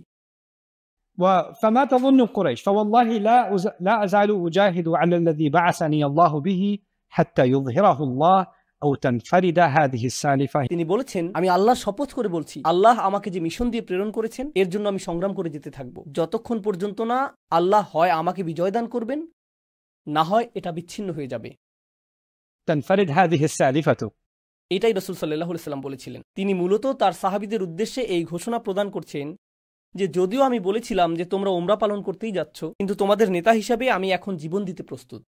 আমি সেখানে যাবই, কারণ আল্লাহ আমাকে এই মিশন প্রদান করেছেন। আমি থামবো না। তারা যদি আমাকে হত্যা করতে চায় এটা তাদের ব্যাপার, আল্লাহ তাদের ব্যবস্থা করবেন, কিন্তু যতক্ষণ আমার ঘাড় আমার মাথার সাথে রয়েছে আমি পথ চলা অব্যাহত রাখব। এটাই নেতা হিসাবে তিনি তাদেরকে বললেন। সাহাবীদেরকে এই বাণীটি কি বার্তা দিল? আশিরু আইয়ুহান নাস আলাইয়া। তারপর তিনি তাদেরকে বললেন, তোমরা আমাকে বলো, আমি তোমাদের কাছে শুনতে চাই। আতারাউনা আন আমিলা ইলা আয়ালিহিম ওয়া যারারি হাউলা আল্লাযিনা ইউরিদুনা আন ইয়াসুদ্দুনা আনিল বাইত। মক্কার আশেপাশে তাদের প্রতিবেশী কিছু গোত্র ছিল যাদেরকে কুরাইশরা পাঠাচ্ছিল মুসলিমদের আক্রমণ করার জন্য। এটা অনেকটা এরকম, মাঝখানে প্রধান একটি শহর থাকে আর এর বাইরে চারপাশেও ছোট ছোট শহর থাকে। তো ছোট ছোট এই শহরগুলোর অধিবাসীরাই এসে আক্রমণ করবে। রাসূল সাল্লাল্লাহু আলাইহি সাল্লাম বলছেন, তোমাদের কি অভিমত? আমরা কি ছোট এই শহরগুলো আক্রমণ করব? কারণ তারা আমাদেরকে আক্রমণ করতে আসছে, তাই আমরা প্রতিরক্ষার স্বার্থে তাদেরকে প্রথমে আক্রমণ করতে পারি, আর এভাবে আমরা কুরাইশদের সহায়তা পাওয়ার উৎসগুলোকে শেষ করে দিতে পারবো। তখন কুরাইশরা একা হয়ে পড়বে। আমরা কি এটা করতে পারি? فإن يأتونا كان الله عز وجل قد قطع عينا من المشركين। কারণ চারপাশের এই গোত্রগুলো যদি এর আগে আমাদেরকে আক্রমণও করে তবু আমরা তাদেরকে পরাজিত করতে পারবো। সকল অবস্থাতেই আল্লাহ মুশরিকদের এক চোখে বন্ধ করে রেখেছেন। সাধারণত তারা যতটা সহায়তা পায় ততটা তারা পাবে না। وإلا تركناهم محروبين। তো রাসূল সাল্লাল্লাহু আলাইহি সাল্লাম মূলত উপস্থিত সাহাবীদের পরীক্ষা করছেন এবং বলছেন, আমাদের কি এখন যুদ্ধ করা উচিত? তোমাদের অভিমত কি? আমার মনে হয় কুরাইশদের আশেপাশের এই গোত্রগুলোকে, এই পথের কাঁটাগুলোকে আমরা শায়েস্তা করতে পারি। তো আমরা এই কাঁটাগুলো সরিয়ে ফেলবো, এরপর পথ আমাদের জন্য পরিষ্কার। তোমাদের অভিমত কি? আবু বকর সিদ্দিক কথা বললেন। তিনি আসলে বুঝতে পারছিলেন যে রাসূল সাল্লাল্লাহু আলাইহি সাল্লাম উপস্থিত মানুষগুলোর মনোভাব পরীক্ষা করছেন। আর এই সাহাবীদের কেন পরীক্ষা করা হলো? কারণ তারা যুদ্ধের উদ্দেশ্যে 3 বার কুরাইশদের মুখোমুখি হয়েছেন। তো তাৎক্ষণিক জবাব ছিল, হ্যাঁ, অবশ্যই যুদ্ধ, কারণ এই শত্রুর বিরুদ্ধেই আমরা 3 বার যুদ্ধ করেছি। আবু বকর সিদ্দিক কথা বলে উঠলেন এবং বললেন, يا رسول الله خرجت عامدا لهذا البيت ও আল্লাহ রসুল সাল্লাল্লাহু আলাইহি সাল্লাম, আপনি এই ঘরের উদ্দেশ্যে বের হয়েছেন। কোন ঘরের কথা তিনি বলছেন? কাবা ঘর। لا تريد قتل أحد আপনি কাউকে হত্যা করতে চান না ولا حرب أحد এবং আপনি কারোর সাথে যুদ্ধ করতে চান। তিনি বলছেন না যে আপনি এ কাজ করবেন না, বরং তিনি বলছেন আমি জানি আপনি এরকম করতে চান না। আপনি শুধু একথা বলছেন এটা দেখার জন্য যে মানুষ কি চায়, কিন্তু আপনি তো এটা চান না। فتوجه له তাহলে আপনার মনোযোগ শুধুমাত্র কাবার প্রতি নিবদ্ধ করুন। فمن صدنا عنه قاتلناه আর যে আমাদের পথ রোধ করবে তার সাথেই আমরা যুদ্ধ করব। তো আমাদের আগ বাড়িয়ে আক্রমণ করার প্রয়োজন নেই। তারা যদি যুদ্ধ করে তখন আমরাও যুদ্ধ করব। উমদু আলা ইসমিল্লাহ। রাসূল সাল্লাল্লাহু আলাইহি সাল্লাম বললেন, আল্লাহর নামে অগ্রসর হও, আল্লাহর নামে যাত্রা অব্যাহত রাখো। তো সর্বসম্মতিক্রমে এটাই এখন সিদ্ধান্ত যে আমরা আল্লাহর নামে অগ্রসর হচ্ছি। এই ইতিহাসটা কেন গুরুত্বপূর্ণ? কারণ রাসূল সাল্লাল্লাহু আলাইহি সাল্লামের পাওয়া ওহী অনুযায়ী প্রথমবার আমরা যখন আল্লাহর ঘরে যাওয়ার সিদ্ধান্ত নিয়েছিলাম, এই ঘরটি তাওয়াফ করা, সাই করা, মাথা মুন্ডন করা, পশু কুরবানি করা, এই সবগুলো আনুষ্ঠানিকতা যেগুলোকে আমরা এখন হজ বলে গণ্য করি, প্রথমবার এটা যখন পালিত হওয়ার উপক্রম হয়েছিল, সেটা ছিল জীবনপণ ঝুঁকি সর্বস্ব একটা প্রচেষ্টা। তাদের সকলেই জীবনের ঝুঁকিতে ছিলেন শুধুমাত্র এই নিয়ত করার জন্য। আর মুনাফিকরা এই সিদ্ধান্তে অত্যন্ত আনন্দিত হয়েছিল। কুরাইশরাও এই সিদ্ধান্তের পর তাদের তরবারিতে ধার দিচ্ছিল। وسلك رسول الله صلى الله عليه وسلم طريقا وعرة عبر ثنية المرار وهي مهبط الحديبية আর তিনি বললেন আমাদেরকে বিকল্প একটি পথ গ্রহণ করতে হবে, কারণ তারা আমাদেরকে বাধাগ্রস্ত করবে, তখন যুদ্ধ অপরিহার্য হয়ে পড়বে। প্রসঙ্গক্রমে শত্রু সেনাবাহিনীর নেতৃত্বে কে ছিলেন? মুসলিমদের গুপ্তচর সংবাদ দিয়েছিল যে তিনি ছিলেন খালিদ ইবনে ওয়ালিদ, যিনি আমাদেরকে ব্যাপক ক্ষতিগ্রস্ত করেছেন। কখন? ওহুদের যুদ্ধে। একমাত্র কে খন্দক পাড়ি দিতে সক্ষম হয়েছিলেন? আপনারা জানেন সেই পরীক্ষা কুরাইশরা পাড়ি দিতে পারেনি। একমাত্র যার নেতৃত্বে কিছু সংখ্যক লোক পরীক্ষাটি পাড়ি দিয়ে মুসলিমদেরকে আক্রমণ করেছিল তিনি ছিলেন খালিদ বিন ওয়ালিদ। তো তিনি তাদের সবচেয়ে সফল সেনাপতি। হয়তো তিনি অথবা তার এক গুপ্তচর মুসলিমদেরকে আসফানে দেখেছিলেন, আর তারা দেখেছিলেন যে মুসলিমগণ তাদের সাথে হালকা অস্ত্র তাদের তরবারিগুলো পাশে রেখে জোহরের নামাজ আদায় করছেন। চমৎকার একটা বুদ্ধি পাওয়া গেল। যখন তারা নামাজ পড়ে সেটাই তাদের সকলকে হত্যা করার একটা উত্তম সময়। কতবার তারা নামাজ পড়ে? মনে হয় তাদের পরবর্তী নামাজ হলো আসর নামক তাদের আরেকটা নামাজ রয়েছে। এটা ছিল জোহরের সময়। আমি জোহরের সুযোগটা হাতছাড়া করেছি, কিন্তু আসরের সময় তাদের সকলকে হত্যা করব। তো তিনি প্রস্তুত হচ্ছেন। আর আল্লাহ রাসূল সাল্লাল্লাহু আলাইহি সাল্লামের কাছে সালাতুল খৌফ নামক নামাজের একটি পদ্ধতি নাজিল করলেন, যার অর্থ ভীতিকর সময়ের নামাজ। জোহর এবং আসরের মাঝের সময়ে সালাতুল খৌফের ওহী নাজিল হলো। এই নামাজের নিয়মটা কি? তাদের মধ্যে কিছু সৈন্য রাসূল সাল্লাল্লাহু আলাইহি সাল্লামের পেছনে নামাজ পড়বেন, যখন অন্যরা পাহারা দিবেন। অর্ধেক নামাজে তারা নামাজ শেষ করবেন, আর বাকিরা এসে বাকি অর্ধেক নামাজ শেষ করবেন। এটা এই সময়ে নাজিল হলো। তিনি আসরের সময় এসে বললেন, এটা তো দেখতে আগের নামাজটার মতো না, কি ঘটনা? তারা এখন প্রস্তুত। তিনি ভাবলেন আমার কৌশল পরিবর্তন করতে হবে, আমাদেরকে নিজেদের কৌশল নিয়ে পুনরায় চিন্তা করতে হবে। তো তিনি নতুন কৌশল প্রণয়ন করতে মক্কায় ফিরে গেলেন। তিনি সেখানে ফিরে আসার আগেই নবীজি সে স্থান ত্যাগ করেছিলেন। তিনি হুদাইবিয়া নামক স্থানের অভিমুখে যাত্রা করলেন। কিন্তু হুদাইবিয়াতে পৌঁছার জন্য আপনাকে তীক্ষ্ণ প্রস্তরময় পথ অতিক্রম করতে হবে। আপনারা হয়তো মরুভূমিতে এরকম তীক্ষ্ণ প্রস্তরময় অঞ্চলে গিয়ে থাকবেন। আপনি যদি ওমরা করতে মক্কা গিয়ে থাকেন অথবা মক্কা ও মদিনার মাঝখানে গাড়িতে ভ্রমণ করেন, আপনি কিছুটা দূরে পাথর দেখতে পাবেন, আর সেগুলোর বেশিরভাগই সমতল এবং মসৃণ পাথর। কিন্তু এমন কিছু স্থান রয়েছে, যেমন নিউ মেক্সিকোতে আমি কিছু স্থান দেখেছি, ক্যালিফোর্নিয়াতেও কিছু স্থান রয়েছে, যেখানে এমন পাথর রয়েছে যা খুবই ধারালো। এর উপরে আপনি পা রাখতে পারবেন না, আপনার পা কেটে যাবে। রাইট? সেখানে উভয় পাশে এই ধরনের বড় পাথর ছিল। 1400 মানুষ তাদের বহনকারী পশুগুলোকে সাথে নিয়ে এই পথে যেতে পারবেন না। কিন্তু তারা জানতেন যে এটাই একমাত্র পথ যার মাধ্যমে তারা কমপক্ষে হুদাইবিয়াতে পৌঁছতে পারবেন। হুদাইবিয়া হলো নিরাপদ এলাকার ঠিক সীমান্তে অবস্থিত। নিরাপদ এলাকার অর্থ আপনি হারাম এলাকার ভিতরে প্রবেশ করবেন, তখন কেউ আপনাকে আক্রমণ করবে না। তো তারা হুদাইবিয়াতে পৌঁছলেন, যেখানে সাধারণত তাদের যাওয়ার কথা না। কিন্তু মক্কাগামী প্রধান সড়কটি এড়িয়ে যাওয়ার জন্য তারা এই পথটি গ্রহণ করলেন। এই পথে তারা রক্তাক্ত হয়েছেন। আর এই পথ সম্পর্কে রাসূল সাল্লাল্লাহু আলাইহি সাল্লাম বলেছিলেন, من يصعد ثنية المرار فإنه يحط ما حط عن بني إسرائيل। অর্থাৎ যে উপত্যকায় উঠবে এবং মিরার পাহাড়ের এই সরু পথ অতিক্রম করবে, এই 1400 মানুষ এবং তাদের পশুগুলোর মধ্যে যারাই এই পথ অতিক্রম করবে, তারা সেই অবস্থার মধ্য দিয়ে যাবে যেমনটা বনী ইসরাইল গিয়েছিল, যখন আল্লাহ তাদেরকে বলেছিলেন ادخلوا الباب سجدا। শহরের দরজা দিয়ে প্রবেশ করো, এটা তোমাদের জন্য পরীক্ষা। ঠিক যেমন বনী ইসরাইলকে পরীক্ষা করা হয়েছিল একটি শহরে প্রবেশ করার সময়। আর এই অভিযানে অংশ নেওয়া প্রত্যেকের জন্য তিনি জান্নাতের প্রতিশ্রুতিও দিয়েছিলেন, একজন ব্যক্তি ছাড়া। তারা বললেন, কোন একজন ব্যক্তি? তিনি বললেন, লাল উটের অধিকারী একজন ব্যক্তি। তারা বললেন, লাল উটের অধিকারী কে এই ব্যক্তি? তখন দেখা গেল যে কাফেলার একেবারে শেষ প্রান্তে এক ব্যক্তি বলছে, তোমরা কি আমার লাল উটটি দেখেছ? তো অপরজন বললেন, সম্ভবত আমি তোমার ব্যাপারে শুনেছি। আমি নিশ্চিত যে রাসূল সাল্লাল্লাহু আলাইহি সাল্লামের কাছে গিয়ে তোমার উচিত তোমার জন্য দোয়া করতে বলা। আর সে বলল, তোমার সঙ্গীর দোয়াতে আমার কোনো আগ্রহ নেই, আমি শুধুই আমার উট নিয়ে চিন্তিত। আর এটাই প্রদর্শন করছে যে সে আন্তরিকতা সহকারে সেখানে যায়নি, সেই ছিল সেখানকার একমাত্র মুনাফিক। আর রাসূল সাল্লাল্লাহু আলাইহি সাল্লামকে তার ব্যাপারে ওহী প্রদান করা হয়েছিল। এটা এই ইঙ্গিত প্রদান করে যে এই অভিযানের বাকি সকলেই ছিলেন প্রকৃত ঈমানদার, যেটা সূরা ফাতহেও নিশ্চিত করা হয়েছে। এই সূরাটি নাজিল হয়েছিল সম্পূর্ণ এই অভিযানটির শেষে। তো এখন তারা যাচ্ছেন, তারা ভ্রমণ করছেন। খালিদ ইবনে ওয়ালিদ আরও সৈন্যসহ আসফানে ফেরত আসলেন, কিন্তু সেখানে কেউ নেই। তারা প্রস্থান করেছেন। তারা অপরিচিত রাস্তা ধরে কোন দিকে গিয়েছেন? হুদাইবিয়া। তো এখন তিনি ছুটে যাবেন যাতে সেখানে পৌঁছার পূর্বেই তাদেরকে প্রতিহত করা যায়, কিন্তু তারা ইতিমধ্যেই হুদাইবিয়াতে পৌঁছে গিয়েছেন। হুদাইবিয়া ছিল একটি কূপ, পাশে ছিল উটের কুজের মতো পাহাড়, আর কূপটি ছিল শুষ্ক। তো যখন তারা সেখানে পৌঁছলেন রাসূল সাল্লাল্লাহু আলাইহি সাল্লামের উটটি থেমে গেল। আমি আপনাদেরকে সেটা পড়ে শোনাচ্ছি।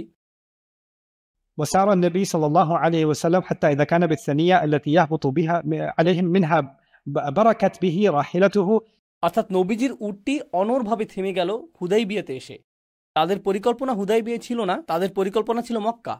পথটি হুদাইবিয়ার মধ্য দিয়ে অগ্রসর হবে, কিন্তু তার উটটি চলা বন্ধ করে দিল। فقال الناس حل حل فألحت। তো মানুষ উটটিকে বলতে থাকলো, হাল হাল। কারণ আরবি ভাষায় আপনি পশুদের সাথে কথা বলেন, পশুদের সাথে কথা বলার জন্য আরবিতে শব্দ রয়েছে। কিছু মানুষ বিভিন্নভাবে পশুদের সাথে কথা বলে। আরবি ভাষায় আসলে এর জন্য নির্দিষ্ট শব্দ তালিকাও রয়েছে। عاقي عاقي, এই শব্দ দ্বারা আপনি কাকের সাথে কথা বলেন। আপনি যদি এটা সজোরে উচ্চারণ করেন তাহলে এর কারণ বুঝবেন। আকি আকি, তাই না? حيا حلا, বলা হয় উটকে ওঠানোর জন্য, حل حل। উঠো ওঠো। তাদের এ ধরনের বিভিন্ন শব্দ রয়েছে। কিভাবে পশুদের সাথে কথা বলতে হয়, আমি আসলে এই বিষয়টি কয়েকটি ভিডিও দেখেছি, কারণ কোরআন এমন শব্দের কথা উল্লেখ করেছে। ينعق بما لا يسمع إلا دعاء ونداء। তাই এই বিষয়ে কিছুটা জেনে নিলাম। ভিন্ন ভিন্ন পশু ভিন্ন ভিন্ন শব্দে সাড়া দেয়।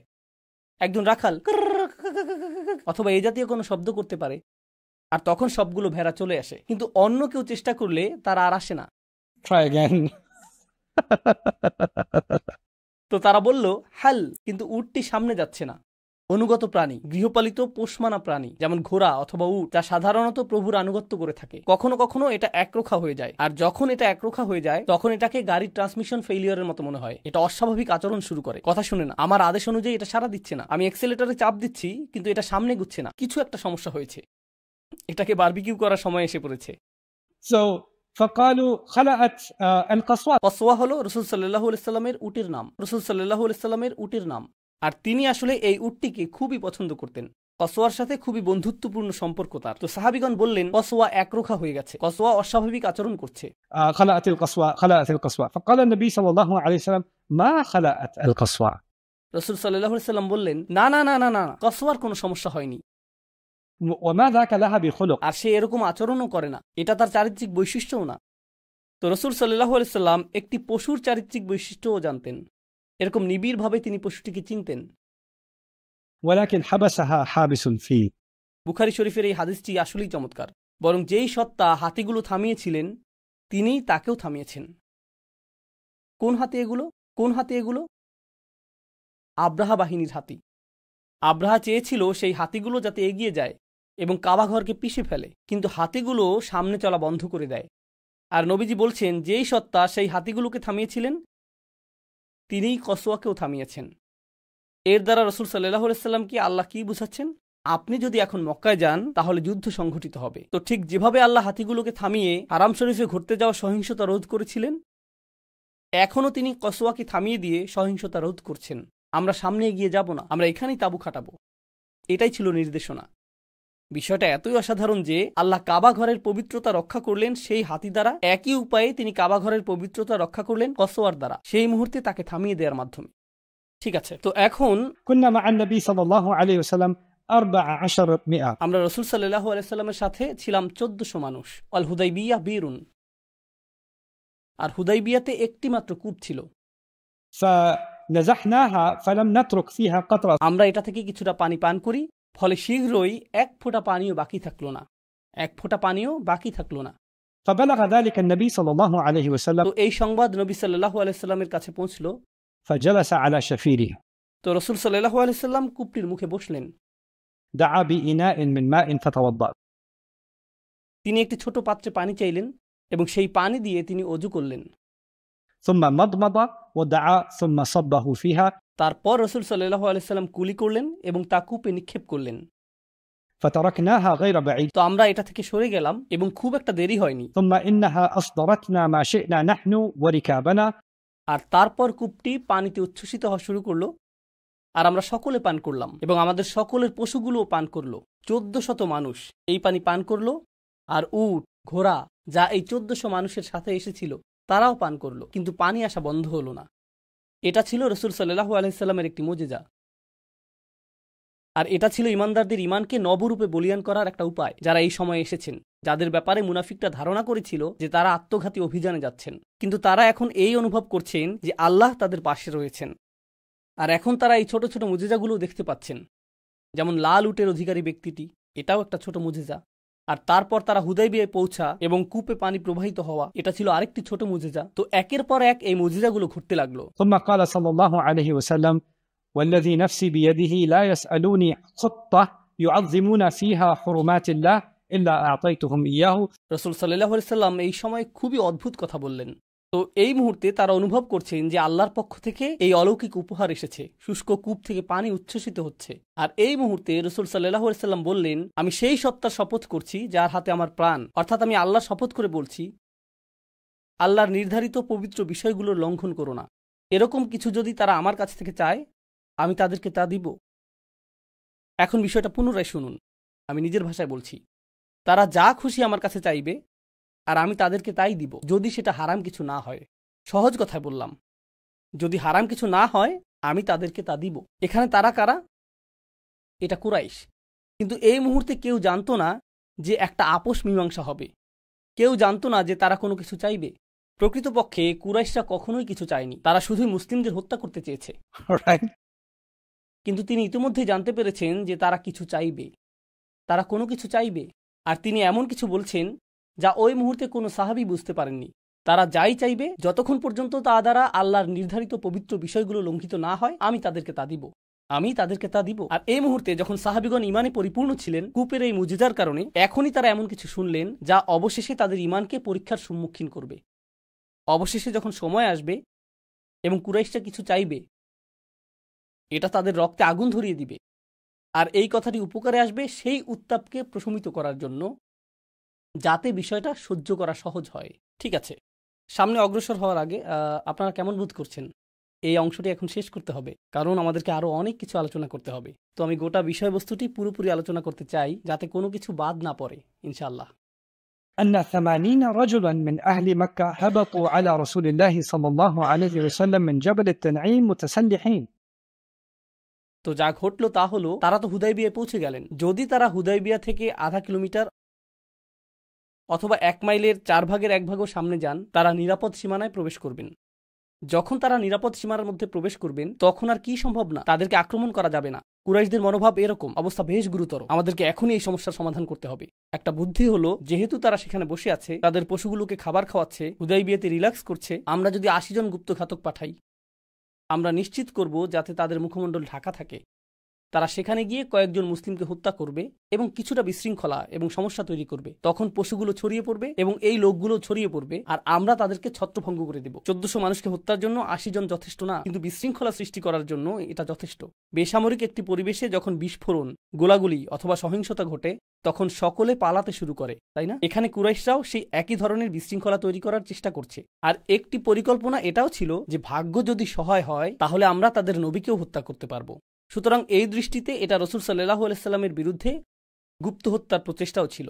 তো এই মুখোশ পরিহিত 80 জন মানুষ তানাইম পাহাড় থেকে আকস্মিক হুদাইবিয়াতে নেমে আসে, আর তারা যত বেশি সম্ভব সাহাবীদের হত্যা করার চেষ্টা করলো। يريدون غيرة النبي عليه الصلاة والسلام وأصحابه. তারা নবীজি এবং তার সাহাবীদের মধ্যে উত্তেজনা তৈরি করতে চেষ্টা করলো। فأخذهم سلما فاستحياهم.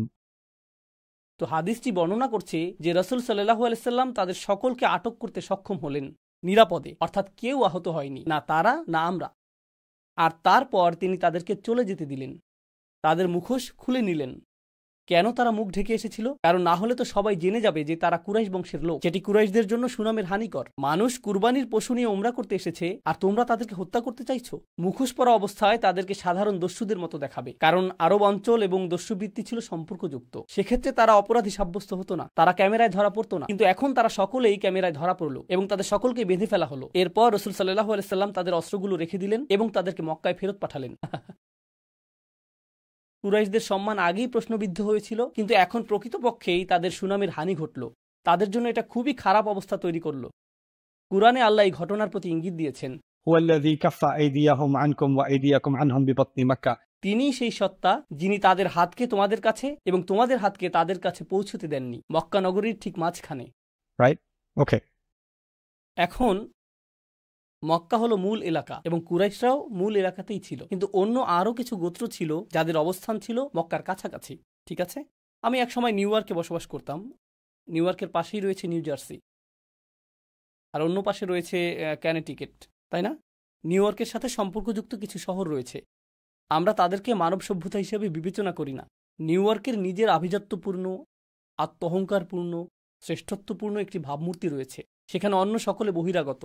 নিউ ইয়র্কে আপনি যখন বলেন আমি প্রত্যন্ত এলাকায় যাচ্ছি, এর অর্থ আপনি ক্যানেটিকেটে যাচ্ছেন, এর অর্থ আপনি ক্যানেটিকেট যাচ্ছেন। এখানে ধারণাটি হলো মক্কা হলো মূল শহর, কিন্তু বনু খুজা রয়েছে, অন্য আরো গোত্র রয়েছে, তারা আশেপাশের গোত্র। পাশেই রয়েছে তায়েফ, এটি দ্বিতীয় বৃহত্তম শহর। এটা ঠিক নিউ ইয়র্কের মতো না, বরং এটা নিউ জার্সির মতো, এটা এরকম। তো আশেপাশের সেই গোত্রগুলো বিচলিত হতে শুরু করলো। তাদের চিন্তা ছিল কুরাইশরা হয়তো নিজেদের ঠিকই রক্ষা করতে পারবে, কিন্তু আমরা তো এই মুসলিমদের হাত থেকে রেহাই পাবো না ভাই। আমাদের বরং নিজেদের অবস্থা নিজেরাই পর্যবেক্ষণ করা উচিত, আমাদের বরং এই লোকদের সাথে আপোষ মীমাংসা করার চেষ্টা করা উচিত। তারাও জানতে পেরেছিল যে মুসলিমরা হুদাইবিয়াতে পৌঁছেছে। তো বুদাইল ইবনে ওয়ারাক্কা সে ছিল বনু খুজার সদস্য, যেটি ছিল মক্কার কাছাকাছি একটি গোত্র। সে মক্কার অধিবাসী না, সে কুরাইশ বংশের না। সে এসে মুসলিমদের সাথে যুক্তিসঙ্গতভাবে কিছু কথা বলার চেষ্টা করল। তো সে রাসূল সাল্লাল্লাহু আলাইহি সাল্লামের সাথে সাক্ষাতের অনুমতি চাইল, আর সে একটি বক্তব্য দিল। এই হলো তার বক্তব্য, إني تركت كعب بن لؤي وعامر بن لؤي. অর্থাৎ আমি কাব এবং আমেরকে পেছনে ফেলে এসেছি, যারা হলো লুয়াইয়ের সন্তান। এর অর্থ কি? লুয়াইয়ের পুত্র কাব এবং আমের ছিল তাদের কিংবদন্তি যোদ্ধা, তারা ছিল তাদের কাছে হারকিউলিস অথবা এই জাতীয় কিছু। এরা তাদের মহান কিংবদন্তি যোদ্ধা। আর যখন তারা এটা বুঝতো যে কেউ আক্রমণের প্রস্তুতি নিচ্ছে এবং হত্যা করার জন্য প্রস্তুতি নিচ্ছে, তখন এরকম বলতো, আমি কাব ইবনে লুয়াই এবং আমের ইবনে লুয়াইকে রেখে এসেছি। তো তার এই কথার অর্থ হলো, তোমরা বুঝতে পারছো না, মক্কার এই লোকগুলোকে আমি যেটুকু দেখেছি তাতে মনে হয়েছে তারা তোমাদের সকলকে হত্যা করতে প্রস্তুত। আর তারপর সে বলল, ونزلوا أعداد مياه الحديبية তারা হুদাইবিয়ার কাছাকাছি চলে এসেছে, ومعهم العوذ والمطافيل. তারা তাদের গর্ভবতী উটগুলোকে সাথে নিয়ে এসেছে। এর অর্থ হলো তারা এমনকি তাদের গর্ভবতী নারীদেরও তাদের সাথে আনছে। এর পেছনের কারণটা মনে আছে? তারা হত্যা করতে প্রস্তুত, তারা পরোয়া করে না, তারা পিছু হটবে না। এটা পূর্ণমাত্রার যুদ্ধ, আপনারা আপোষ মীমাংসার অবস্থানে নেই। এটাই নবীজিকে সে বলতে চেয়েছিল, এটাই সে বলেছে। وهم مقاتلوك وصادوك عن البيت. তারা আপনার সাথে যুদ্ধ করবে, আল্লাহর ঘরে পৌঁছানোর কোনো সম্ভাবনাই আপনার নেই, সেটা সম্ভব না। আপনাকে বুঝতে হবে যে খুব সম্ভবত যা ঘটবে তা হলো আপনারা মৃত্যুমুখে পতিত হবেন। فقال رسول الله صلى الله عليه وسلم নবীজি তাকে জবাব দিলেন, أن لم نجئ لقتال أحد আমরা কারোর সাথে যুদ্ধ করতে এখানে আসিনি, ولكننا جئنا مؤتمرين বরং আমরা উমরা করতে এখানে এসেছি। وإن قريشا نهكتهم الحرب. কুরাইশদের জন্য যুদ্ধ একটি নেশায় পরিণত হয়েছে, কুরাইশদের জন্য যুদ্ধ একটি নেশায় পরিণত হয়েছে, وأضرت بهم. আর এটা শুধুই তাদের ক্ষতি করছে। এটি নবীজির করা চমৎকার একটি উক্তি, এটা তাদের ক্ষতি করছে। এটা খুব সূক্ষ্মভাবে এই কথা বলে যে তোমরা বদরে শিক্ষা গ্রহণ করনি, ওহুদের প্রথমার্ধে তোমরা পরাজয়ের সম্মুখীন হয়েছিলে, আর মনে আছে যখন তোমরা সকলে মিলে খন্দকের যুদ্ধে এসেছিলে এবং ফিরে গিয়েছিলে, এটা তাদের ব্যাপক ক্ষতি সাধন করেছে। فإن شاءوا مادتهم مدة. রাসূল সাল্লাল্লাহু আলাইহি সাল্লামের সাহসিকতা লক্ষ্য করুন, তিনি রয়েছেন সিংহের মুখে, আর তিনি বলছেন তারা যদি চায় আমি তাদেরকে কিছুটা সময় বাড়িয়ে দিতে পারি, আমি তাদেরকে অতিরিক্ত কিছুটা সময় দিব। يحل بيني وبين الناس. অর্থাৎ তারা দূরে থাকতে পারে। তিনি 3 দিন যাবত উমরা করবেন, সেই সময় তারা পাহাড়ে চলে যেতে পারে এবং বারবিকিউ পার্টি করতে পারে। যদি তারা আমার চেহারা দেখতে না চায়, তারা মক্কা থেকে দূরে চলে যেতে পারে। আমি তাদেরকে ব্যাগ গুছানো এবং তাঁবু তৈরির জন্য কিছুটা সময় দিতে পারি, তারা যেতে পারে এবং এরপর আমি উমরা করব। তিনি দুর্বল অবস্থান থেকে কথা বলছেন না, তিনি ক্ষমতার অবস্থান থেকে কথা বলছেন। আর তারপর তিনি বললেন, فإن أظهر فإن شاءوا যদি তারা দৃঢ়তা প্রদর্শন করতে চায়, فإن شاءوا أن يدخلوا فيما دخل فيه الناس فعلوا তারা যদি কোনো স্থানে যেতে চায়, যেখানেই তারা যেতে চাইবে, অথবা শহর থেকে দূরেও যেতে চাইলে সেটা তারা করতে পারে, সেটাই করুক। وإلا فقد جموا আর তারা যদি তা না করতে চায়, وإنهم أبوا যদি তারা প্রত্যাখ্যান করে, ফাওয়াল্লাযী নাফসি বিয়াদিহি, আমি সেই সত্তার শপথ করছি যার হাতে আমার প্রাণ, لأقاتلنهم على أمري هذا حتى تنفرد سالفتي ولينفذن الله أمره এই মিশন বাস্তবায়নে আমি তাদের বিরুদ্ধে যুদ্ধ করে যাব যতক্ষণ পর্যন্ত না এটা, এই বর্ণনা ভঙ্গিটি আগেও এসেছে, যতক্ষণ পর্যন্ত না এটি বিচ্ছিন্ন হয়ে যাবে, অথবা আল্লাহ নিজে এই মিশনটা বাস্তবায়িত করবেন। হয় আমার সাথে তোমাদের বোঝাপড়া করতে হবে, না হলে তোমরা হয়তো স্বয়ং আল্লাহর পক্ষ হতে নেমে আসা আযাবের মোকাবেলা করতে হবে। কিন্তু এটাই ঘটবে। এটাই ছিল সেই আপোষ চেষ্টার জবাব। তো সে একথা শুনল এবং বলল, سأبلغه ما تقول সে বলল, ঠিক আছে, আপনি যা বলেছেন তা আমি তাদেরকে বলবো। সে কুরাইশ বংশের না, সে খুজা গোত্রের সদস্য। কিন্তু নবীজি যা বলেছেন সে কাকে গিয়ে বলবে? কুরাইশদেরকে। قال فانطلق حتى أتى قريش তো সে কুরাইশদের কাছে গেল। قال إنا قد جئناكم من هذا الرجل সে বলল, আমি এই লোকের সাথে কথা বলে তোমাদের কাছে এসেছি। এই লোক বলতে সে কাকে বোঝাচ্ছে? রাসূল সাল্লাল্লাহু আলাইহি সাল্লাম। وسمعناه يقول قولا আমি তাকে বলতে শুনেছি। فإن شئتم أن نعرضه عليكم فعلنا সে বলল, যদি তোমরা জানতে চাও যে সে কি বলেছে তাহলে আমি বলবো। সে বলছে, দেখো, এটা আমার বিষয় না, এটা তোমাদের এবং মুহাম্মাদের মধ্যকার বিষয়। আমি শুধু নিজে থেকে পরিস্থিতি বোঝার চেষ্টা করেছি, কিন্তু তিনি আমাকে কিছু বিষয় বলেছেন, যদিও এটা আমার বিষয় না, তোমরা যদি জানতে চাও আমি তোমাদেরকে বলতে পারি। فقال سفهاؤهم لا حاجة لنا أن تخبرنا عنه بشيء মক্কার কিছু নির্বোধ লোক বলল, তার সম্পর্কে বলার জন্য তোমাকে আমাদের প্রয়োজন নেই। সে কি বলেছে আর না বলেছে এতে কিছু যায় আসে না। وقال ذو الرأي منهم তাদের মধ্যকার বুদ্ধিমান লোকেরা, রাজনীতিবিদেরা বলল, هاتي ما سمعته يقول বলো সে কি বলেছে। তাদের মধ্যে রাগান্বিত কিছু লোক বলল, সে কি বলেছে তা আমরা জানতে চাই না। আর অন্যরা বলল, না না না, আসো শুনি। سمعته يقول كذا وكذا فحدثهم بما قال النبي صلى الله عليه وسلم তো সে তাদেরকে রাসূল সাল্লাল্লাহু আলাইহি সাল্লামের বক্তব্যগুলো বলল। কুরাইশরা এখন জানলো যে নবীজি বিষয়টাকে হালকাভাবে নিচ্ছেন না, তিনি এখানে আপোষ করতে আসেননি, তিনি খালি হাতে ফেরত যাবেন না। ওকে, কুরাইশদের কিন্তু এখনো বেশ আত্ম অহংকার অবশিষ্ট ছিল। তারা রাসূল সাল্লাল্লাহু আলাইহি সাল্লামকে মক্কায় প্রবেশ করতে দিবে না, তারা রাসূল সাল্লাল্লাহু আলাইহি সাল্লামকে মক্কায় প্রবেশ করতে দিবে না। আর তারা তার সাথে সরাসরি কথা বলার মর্যাদাটুকু প্রদর্শন করতে চায়নি। তারা এখনো সরাসরি তার সাথে কথা বলবে না, তারা এখনো করণীয় নিয়ে চিন্তা করছে। আর উরওয়া ইবনে মাসউদ আস-সাফাকি, সাকিফ হলো তায়েফের একটি গোত্রের নাম, পাশের শহর। রাইট। সে বলল, আমি গিয়ে মুসলিমদের সাথে কথা বলবো, আর এতে কুরাইশদের কোনো সমস্যা নেই, কারণ তাদের তো মুখ দেখাতে হচ্ছে না, তাদেরকে সরাসরি কথা বলতে হবে না। তারা তায়েফের একজন অধিবাসীকে পাঠালো তার সাথে কথা বলার জন্য। তো উরওয়া গেল রাসূল সাল্লাল্লাহু আলাইহি সাল্লামের কাছে। আর উরওয়া ছিল মাল্টি মিলিয়নিয়ার, সে খুবই ধনী ব্যক্তি। অতীতে এক সময় তার কিছু ঋণের প্রয়োজন হয়েছিল, তখন সে আবু বকর রাদিয়াল্লাহু তাআলা আনহুর কাছ থেকে অর্থ ঋণ নিয়েছিল, যেটা ধারণা দিচ্ছে যে আবু বকর রাদিয়াল্লাহু তাআলা আনহুর কি পরিমাণ অর্থ ছিল। কারণ সমৃদ্ধশালী শহর তায়েফের একজন নেতা যদি আবু বকরের কাছ থেকে অর্থ ধার নেয়, সেটা তো 2000 টাকা হবে না। মোটা অঙ্কের টাকা সে ধার নিয়েছিল, আর সেটা সে পরিশোধ করেনি। সে এটা পরিশোধ করেনি, পরে এই বিষয়টা আসবে। قال عروة عند ذلك أي محمد তো উরওয়া, সে একজন রাজনীতিবিদ, তার শহরের সে বড় কিছু, সে ভিআইপির মতো কথা বলছে। সে রাসূল সাল্লাল্লাহু আলাইহি সাল্লামকে দেখছে, সে এমনভাবে কথা বলবে না যাতে সম্মান প্রকাশ পায়। সে বলল, এই মুহাম্মদ, এভাবেই সে তার সাথে কথা বলছে। أرأيت إن استأصلت أمر قومك هل سمعت بأحد من العرب اجتاح أهله قبلك তুমি কি আসলেই মনে করো যে তুমি তোমার নিজের লোকদের উচ্ছেদ করবে? তুমি কি কোনো আরবকে তার নিজের গোত্রের সাথে এমনটা করতে দেখেছো? এভাবেই সে নবীজির সাথে কথা বলতে শুরু করলো, কারণ সে বুঝাতে চাইছে যে তুমি তো কুরাইশদের জন্য বিব্রতকর। কিভাবে তুমি নিজের লোকদের উচ্ছেদের চেষ্টা করছো? তুমি তোমার নিজের লোকদের প্রতি বিশ্বস্ত না।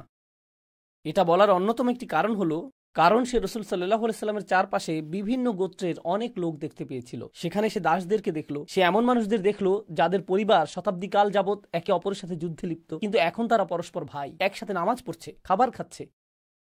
আর সে চিন্তা করছে, এরা কারা, এটা কি? আর তুমি তোমার গোত্রের বিরুদ্ধে যাচ্ছ এই লোকদের জন্য। وإن تكن الأخرى فإني والله لا أرى وجوها وإني لا أرى أوشابا من الناس خليقا أن يفروا ويدعوك.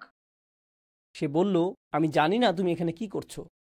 শোনো, আমি তোমার চারপাশে এমন লোকজন দেখছি, আমি তোমার চারপাশে এমন মানুষ দেখছি, আমি তোমার চারপাশে এমন বিচিত্র ধরনের মানুষ দেখতে পাচ্ছি যে যদি পরিস্থিতি ঘোলাটে হয়ে যায়, যদি আসলেই সমস্যা দেখা দেয়, যদি যুদ্ধ শুরু হয়, এই লোকগুলো তোমাকে ছেড়ে পালিয়ে যাবে। তারা একটি বাস স্টপের যাত্রীদের মতোই বৈচিত্র্যপূর্ণ। কারণ তার চিন্তা অনুযায়ী কি আপনার বিশ্বস্ত? আপনার গোত্র। কারা আপনার জন্য পতাকা ধারণ করবে? আপনার আত্মীয় স্বজন, আপনার বংশ, আপনার পরিবার। এটাই গোত্রীয় প্রথা, তাই না? এই লোকগুলো এসেছে ভিন্ন ভিন্ন জাতি থেকে, ভিন্ন ভিন্ন গোত্র থেকে। এমনকি কারো কারো আগের ধর্মও ছিল ভিন্ন ভিন্ন, তাদের সকলের ইতিহাস ভিন্ন। তারা কেউ কেউ দীর্ঘ সময় ধরে একে অপরকে পছন্দ করতো না, কেউ কেউ আগে একে অপরের বিপরীতে যুদ্ধ করেছে। আর এখন তারা তোমার পাশে বসে আছে, তারা তোমার প্রতি বিশ্বস্ত হবে না। সে বুঝতে পারেনি যে ইসলাম মানুষের মাঝে কি ঘটায়।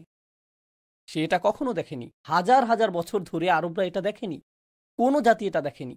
প্রত্যেকেই তার নিজের লোকদের প্রতি বিশ্বস্ত।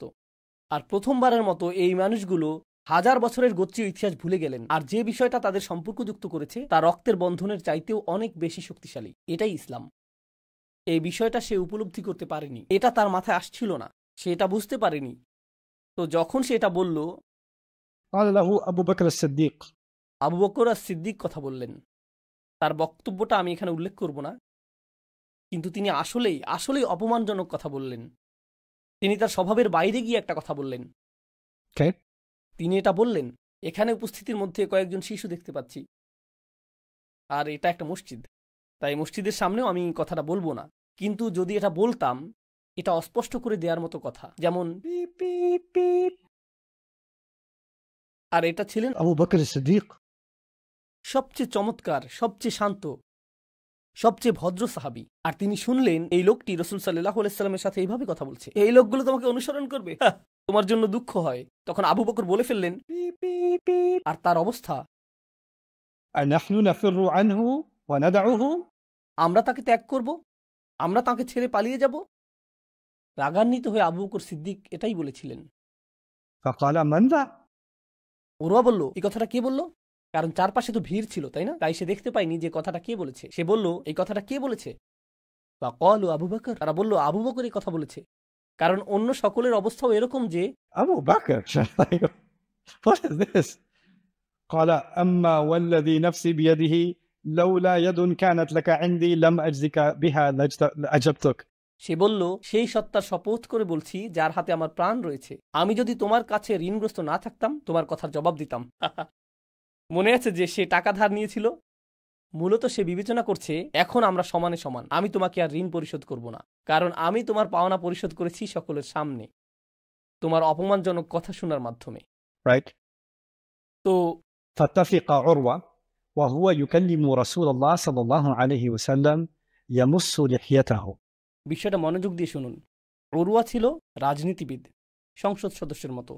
সেই সময় বয়োজ্যেষ্ঠরা যখন একে অপরের সাথে কথা বলতো এবং তারা যখন অপেক্ষাকৃত কম মর্যাদা বা বয়সের কারোর সাথে কথা বলতো, আর তাদের যখন মনে হতো যে অপর ব্যক্তি মনোযোগ দিচ্ছে না, তারা সেই অমনোযোগী ব্যক্তির দাড়ি ধরে বলতো, হেই, আমি যা বলছি মনোযোগ দিয়ে শোনো। এটা ছিল তাদের আপোষ মীমাংসার ধরন। আর যারা অভিজাত শ্রেণীর মানুষ, তারা এরকমটা করত এবং পার পেয়ে যেত। তো সে রাসূল সাল্লাল্লাহু আলাইহি সাল্লামের সাথে কথা বলছে, আর সে কি করার চেষ্টা করলো? নবীজির দাড়ি ধরার চেষ্টা করলো।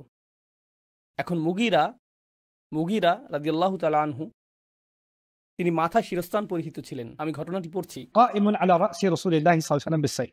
মুগীরা রাসূল সাল্লাল্লাহু আলাইহি সাল্লামের ঠিক মাথার কাছে দাঁড়িয়েছিলেন, আর তার মাথা আবৃত, وعلى وجهه المغفر. আর তার মাথায় একটি শিরোনাস্ত্র ছিল। তো তার চেহারা দেখা যাচ্ছিল না। তিনি যোদ্ধাবেশে একজন প্রহরী, তার নাম মুগীরা, আর তিনি রাসূল সাল্লাল্লাহু আলাইহি সাল্লামের পাশে দাঁড়িয়েছিলেন। فاتفق المغيرة كلما مس لحية رسول الله صلى الله عليه وسلم قرع يده ويقول اكفف يدك عن مس لحية رسول الله. প্রতিবারই সে যখন নবীজির দাড়ি ধরার চেষ্টা করত, মুগিরা তরবারির হাতল দিয়ে তার হাতে সজোরে আঘাত করতেন। আর তার অবস্থা আর আলোচনার এক পর্যায়ে আবারও সে হাত বাড়ালো আর তার হাতে আবারও আঘাত এসে পড়ল 2-3 বার। তৃতীয়বার তিনি বললেন, রাসূল সাল্লাল্লাহু আলাইহি সাল্লামের দাড়ি থেকে তোমার হাত দূরে রাখো, قبل أن لا تصل إليك।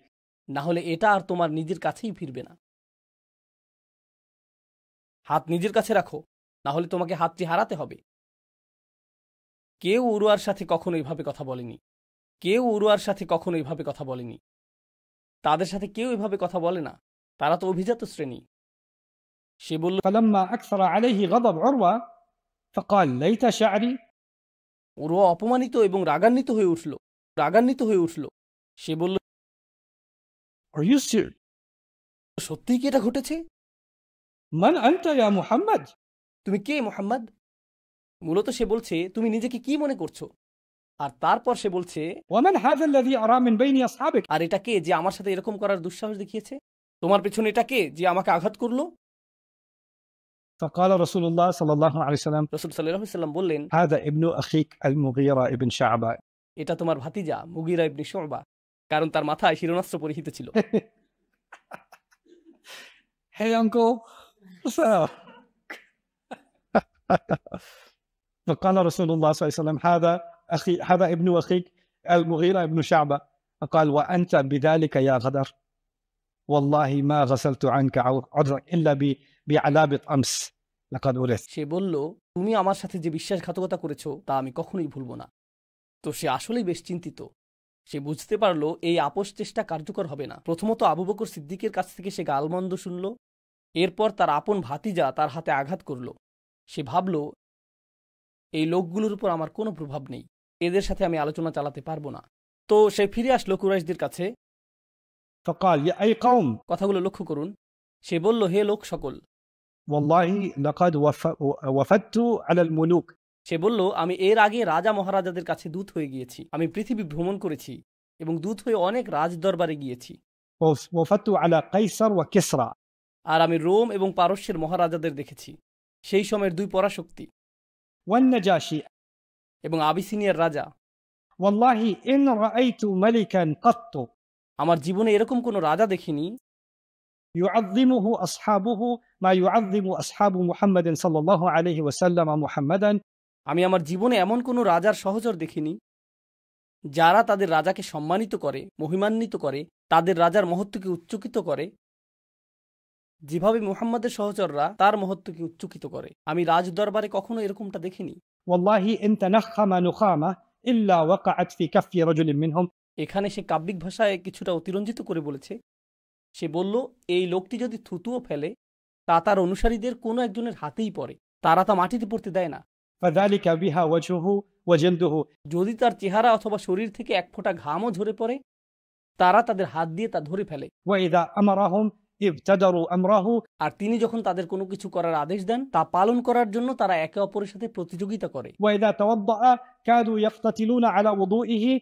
যখন তিনি অজু করেন তারা যেন একে অপরের সাথে যুদ্ধে লিপ্ত হয় তার সেই অজুর পানি সংগ্রহ করার জন্য। وإذا تكلم خفضوا أصواتهم عنده। আর যখন তিনি কথা বলেন তারা নিজেদের কণ্ঠস্বরকে অবনমিত করে। وما يحدون إليه النظر تعظيما له। আর তার মর্যাদার কথা স্মরণ করে তাদের কেউ চোখের ভুরু উপরে তোলে না এবং চোখ বড় করে তার দিকে তাকায় না। তারা এমনকি আক্রমণাত্মক ভঙ্গিতে তার সাথে চোখাচোখিও করে না, এমনকি যখন তারা তার দিকে তাকায় সেই দৃষ্টিতেও বিনয় ঝরে পড়ে। وإنه قد عرض عليكم خطة رشد فاقبلوها। শোনো, তিনি তোমাদের ভালো একটি প্রস্তাব দিচ্ছেন, এটা গ্রহণ করো। ওরওয়া এই কথা বলছে। শোনো, তার কথা যুক্তি আছে, তিনি উদ্ভট কিছু বলছেন না।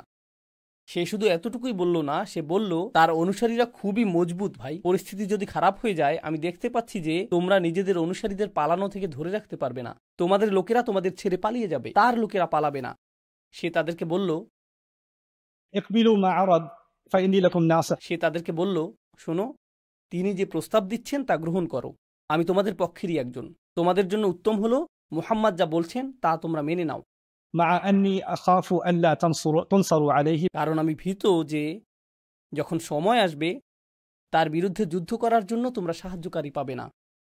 رجل أتى هذا البيت معظما له معه الهدي ينحره وينصرف। সে বলল তিনি একজন মানুষ যিনি কাবা ঘরের উদ্দেশ্যে এসেছেন, শুধুমাত্র ঘরটির প্রতি শ্রদ্ধা প্রদর্শনের জন্য। তিনি আসবেন, পশু কোরবানি করবেন এবং চলে যাবেন। এটা এতটাই সহজ। জবাবে তারা যা বলল আমি তা পড়ে শোনাচ্ছি। তারা তাকে বলল, لا تكلم بهذا يا أبا يعفور. আবু ইয়াফুর হলো তার ডাক নাম। তারা বলল, এভাবে কথা বলো না, আমরা তোমাকে সম্মান করি, তুমি এভাবে ভেঙে পড়ছো কেন? لو غيرك تكلم بهذا للناه. যদি অন্য কেউ এরকম কথা বলতো আমরা তার সাথে ভিন্ন আচরণ করতাম। আমরা তোমাকে সম্মান করি, কিভাবে তুমি এরকম কথা বলছো? ولكن نرده عن البيت في عامنا هذا ويرجع إلى قابل. তারা বলল, ঠিক আছে ঠিক আছে, ভালো কথা, সে এই বছর আসতে পারবে না, কিন্তু পরবর্তী বছর হয়তো আমরা তাকে আসতে দিব। তো কুরাইশ ইতিমধ্যে দুর্বল হতে শুরু করেছে, তাই না? কারণ প্রথমে তারা বলেছিল যে আমরা আপনাকে কাবা ঘর দেখতে দিব না, তারা আপনার বিরুদ্ধে যুদ্ধ করবে, তারা আপনাকে হত্যা করবে, তারা তরবারিতে ধার দিচ্ছিল, তাদের নারী ও শিশুরা মারা যেতেও প্রস্তুত। আর এখন তারা বলছে এই বছর না, পরের বছর। তো তাদের দুর্বলতা প্রকাশিত হতে শুরু করলো, তাদের অক্ষমতা প্রকাশিত হতে শুরু করলো। তো আমরা পরের পর্বে আলোচনা চালিয়ে যাব। বারাকাল্লাহু লি ওয়া লাকুম।